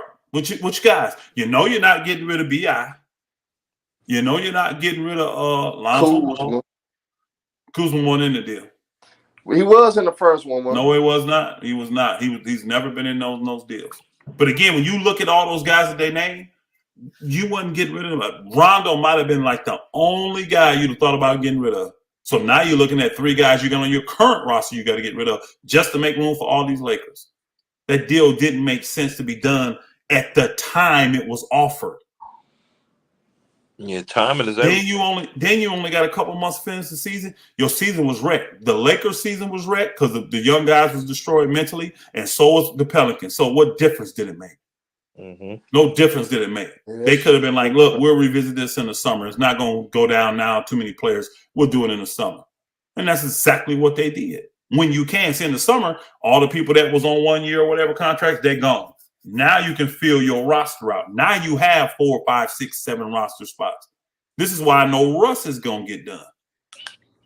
Nah, Russ gonna be there at least till trading deadline. Well, you won't put your money on that. So now you agree with bet me, last Lawrence? year. You supposed to be off YouTube. You agree with me now, Lawrence? Hold on, you said what, Loyalty? What you said? We bet last year you was supposed to be off YouTube if he ain't get traded by the deadline. Man, shut the hell up. I didn't bet that shit. You don't remember that? I do. I didn't say I'm going off YouTube.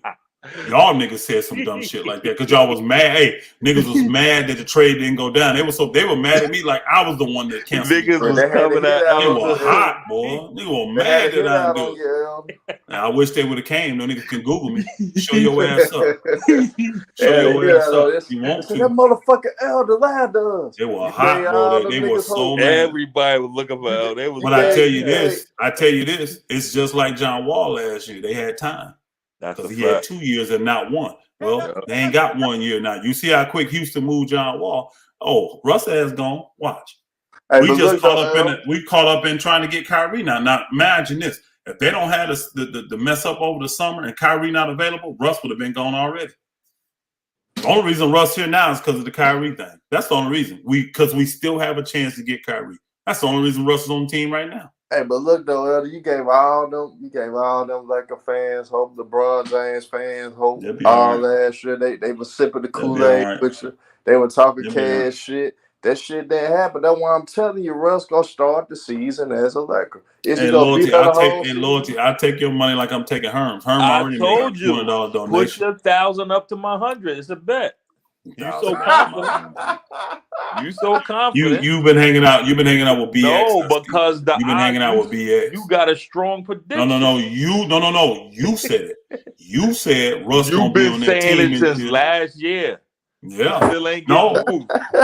Yeah. So we ain't talking about last year now. We talking about right now. Still the same. Russ will not be on this team. He won't be on this team to start the season. They not moving nothing. We got to. No, they don't. You got to forge your whole future for the last bit of LeBron. This is the last time they're going to see any hope until the next decade. The LeBron haters would like to see that. Nah. I heard so many people say, "Oh, he made the trade. He got a lie in it." I'm like, wow. You need to live by them standards. Then when you screw up, no saving you. Nobody can come help you. You just deal with whatever it is. The consequence. Nigga, shut up that dumb stuff. Elder, where was you at earlier when I had to cook them down stripper fans earlier on Showtime? Bro, I am done going over there on Showtime channel when he talking about the Lakers and Lakers. Showtime, my boy, but his channel done turned into a Laker hate channel for now. Because they want the Lakers to be so bad, and all the niggas over there either hate the Lakers or hate LeBron James. They don't want to see. Again, I'm not expecting you to want to see the Lakers win. But for Showtime to be as knowledgeable as he is about the game, and he can't see what the hell going on, man, I'm good. I'll let them. I'll let them live for me. Man, I needed you though when I had to cook the stripper night. If you notice, I trolled from the what's the name the other night. I trolled from the chat room. That's what I'm gonna do until the trades go down, and then I'm gonna see how this apology to go from all y'all. I'm gonna collect my bread, and then I'm gonna see. Cause see, again. Y'all will see. It makes zero sense. Hey, last year, everything crumbled last year. But you know what? The reason I have even more confidence now because I'm seeing the Lakers stand on everything they said. Last year, they didn't do that. They didn't do that last year. I guarantee you, I will come and apologize to everybody. And if we going with that narrative, Elder, they gonna stand on keeping Russ. No. Y'all don't listen closely. Y'all don't listen, man. It's just sad. Y'all don't listen. People saying that they're not willing to give up. They're not. No, they're saying that they're not willing to give up the 2 picks. Listening loud. No, I listened to it. I listened to this. Hey, I listened to Darvin's last interview. Did you listen to this last interview he just did? What? Saying that I don't want nobody on this team that's worried about being here. Don't know if they want to be a Laker or not. Yeah, you didn't listen to that, did you? Who the hell you think he was talking to? Who the hell you think he was talking to? That's a fact. Darvin, I told y'all my boy don't play that shit. Yeah, I told you D-Ham ain't playing that shit. I heard that. D-Ham don't play that shit. Yo. I mean, all he really said though, Elder, man, fuck the rumors. Stop worrying about the rumors and focus on. That's not what he's saying. What he's saying is what he's saying is get your heart and mind right and commit to the Lakers. Because again, Think about it, Herm. Russ Why did he break firing up with it? agents Hold and on. all Why did that? him and his why did I already took Timmy Juice, stop lying. You ain't took this nigga. He was a mad. Hey, you talk about fake accounts. You Yo, the fakest drop the account link on for here, Jimmy Jimmy too. Two He a Shoes. troll. Yeah, I know he's a troll. But hey, look at what Darvin Ham said. So again, these cats, I'm telling you, you got to really look and listen to what they're saying. You have to really listen to what they're saying. Darvin Ham has been clear from day one. Hey, you gonna be here? I'll work with you, bro. I'll make you better. But when Russ came out, you heard them reports about that nigga talking about how he don't want to. Oh, I know I was trying to get at. I lost my train of thought. Why did him and his agent stop working together?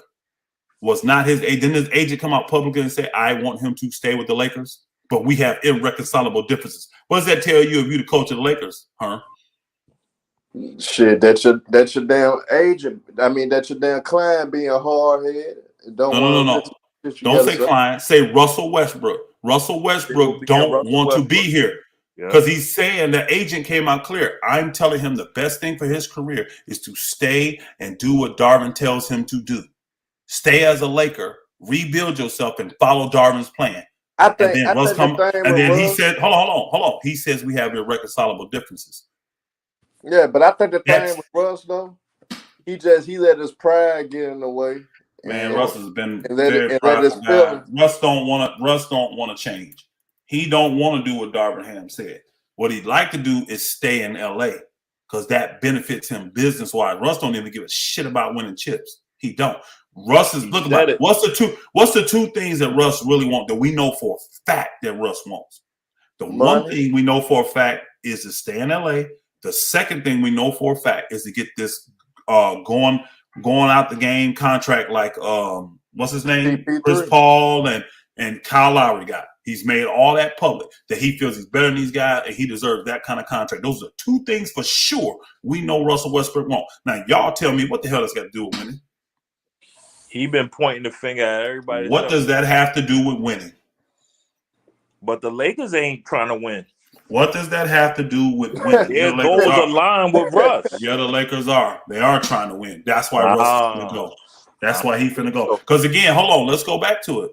Has not the Lakers got $1 billion invested in the last 3 years? They've done the same thing that Brooklyn did. Here's the key with the Lakers, though. Bro, they get advice from Kirk. Hey, it don't matter. At least they got a chip out of it. At least the Lakers can say we at least got a chip out of it. Magic was still involved.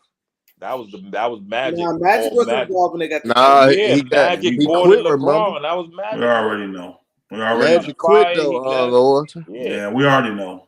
Loyalty is lost on that. Bro, shit. that was Magic whole project before all that. Yeah, him and Pelinka. Magic wasn't even working for the. He wasn't even working for the team.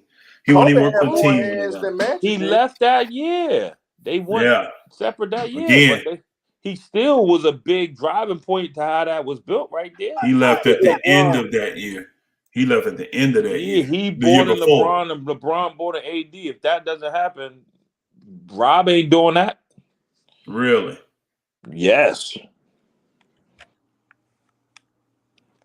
Look at what Rob did, man. He ain't been signing nobody at the trade deadline. Come on, man. But what a nigga trying to tell you, Lord? Kobe had more input than Magic in 2020. You're right. Who got robbed there? That was a Kobe thing. That was Kobe had more input, bro. It's the last of that. Jeannie Bush still wishing for Kobe, and that's over. She can't move on. That's why they can't get right. Bro. So now she consulting, going to. You like you ain't never thought about somebody that done passed away. Stop that, bro. No, I'm not talking about past. Just look at her how she coming out. She has nobody else to consult with. She got Phil Jackson. We seen what he did in New York. Man, I'm so proud of the Lakers. I'm so proud of the Lakers because they finally standing on what they say. I'm happy that they are right now. And you know what? They said, hey, this is what they said. Hold on. This is what they said. This is what they said. We're not giving up the picks just to move Russ. As you can see, the Lakers are more than willing to give up the picks. Nah, I have no problem. I think they're not giving up. They're not giving up. They're not giving up good picks. Deals out for them. Well, hold on. I'm talking about what's the good deal? Name me the good deal. Turner and Buddy Hill. That's not a good deal. That's not a good deal. That's not a good deal. Hold on. Crazy. Why is that? Hold on. Hey, loyalty. Why is that a good deal? I like Turner. He's a I legitimate, forgot. bona You the fide same. I big to forgot. go with. And you know what? Yo, him and You're gonna tell me. AD. Hold Yo, on. You're listen, gonna him tell. and AD will be the Hold best on. bigs in the league. No problem. Let me ask you this: how much is Turner worth to you? How much is he worth? Yeah. Yeah, $80 million. Money wise? No. How much per year are you willing to pay him? I say he about a $15 to $20 million guy. Now, hold on. He's making $18 million a year now, and this is the last year, so he needs to be re-signed. He's not coming unless he has an extension this is deal. his year to Listen, prove bro. his worth. No. He's not approving a trade unless he's getting an extension. And he wants. Hold on. Yeah. Why do you think he's sitting? If he's that great and he led the league in, hold on. He led the league in blocks 2 years. Last year, not the year before, but 2 years. Like the last 3 years, he's led the league in blocks twice. Why has no other team picked him up? Because his agent is telling them for him to come, he wants a 3 or 4 year deal extension for $25 to $30 million. Nobody giving him that. And that's why he's sitting. This is why he's sitting. This is why he's been. If he was that good, all these teams that can use shot blocking, why have they not got him for $18 million? Yeah, and why they did trade him like they did Sabonis? He haven't proved that worth. There you go. $30 million. You know what? So bonus money was worth it. He had just got a new contract. Remember? That's why they did the deal for Sabonis. Yeah. But nobody did it for him because nobody wants to pay. It was the same reason Jeremy Grant stayed over there. The same reason. Nobody wanted him. The reason why Portland got him for nothing, because you're the only team willing to pay him money. So you think Kyrie is worth 2 picks with Russ? I do. I personally think Kyrie is worth it, but the Lakers ain't going to have to give it up to get him. Watch. Unless we get another player in that deal, we're not going to have to give up 2 picks to get Kyrie. Yeah. We'll probably wait. Hold on. This is what Brooklyn just said. They said this a couple weeks ago to all the other teams to try to entice them. You can have Kyrie for a first and 2 seconds. So guess what? The Lakers going to be willing to give him a first and 2 seconds. Watch when it come down to it, because they already offered that to Indiana, and Indiana turned that deny that. Indiana did because Indiana said they want 2 firsts. Now, mind you, 2 seconds equal 2 firsts. But Indiana got greedy because they know they don't have to do a deal now and say, no, we want 2 firsts. Yeah, and like, say, cool, no problem. We good. But here's the thing. The Lakers will still give it up, and they'll find a third team to route. Oh, boy, they ain't got to find. They got teams in waiting. They got teams in waiting to do the third, to take Russ. What is this we hearing? What the hell is that? Who you got in here, Kareem? Nah, it's everybody that been here. Other boy, no, you somebody hearing that? not talking. Yeah, that black face. Yeah, maybe. You still in here, bro? Over there in the corner? No. If he ain't in here, go ahead and boot him out, Kareem. I was on mute, so. Yeah, he was talking earlier, but he ain't been talking lately, so I don't know what's going on. He probably just. But I keep hearing somebody saying something crazy. But no, man, the Lakers, that was not a good deal.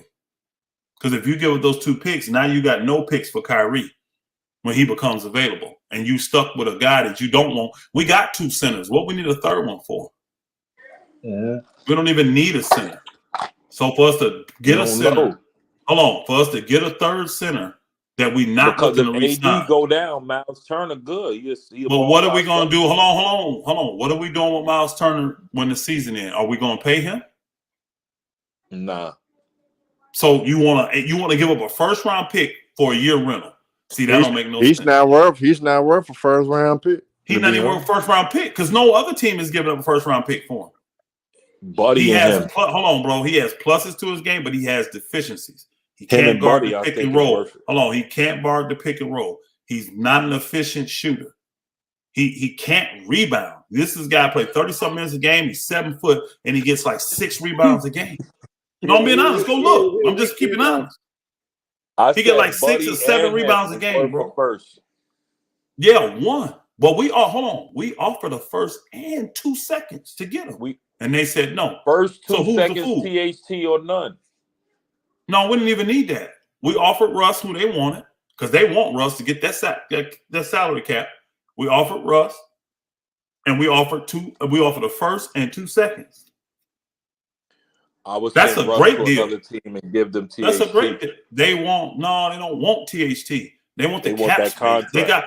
They got young guards. They don't want THT. THT has no value to them when they already got young guards. They want the cap space and the picks.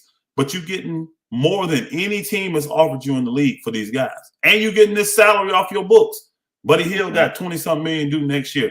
Old boy got 18 million due this year. You got all that salary plus Russ salary falling off your books. And 2 second-round picks. And a first. Remember the Lakers gave him a first and 2 seconds.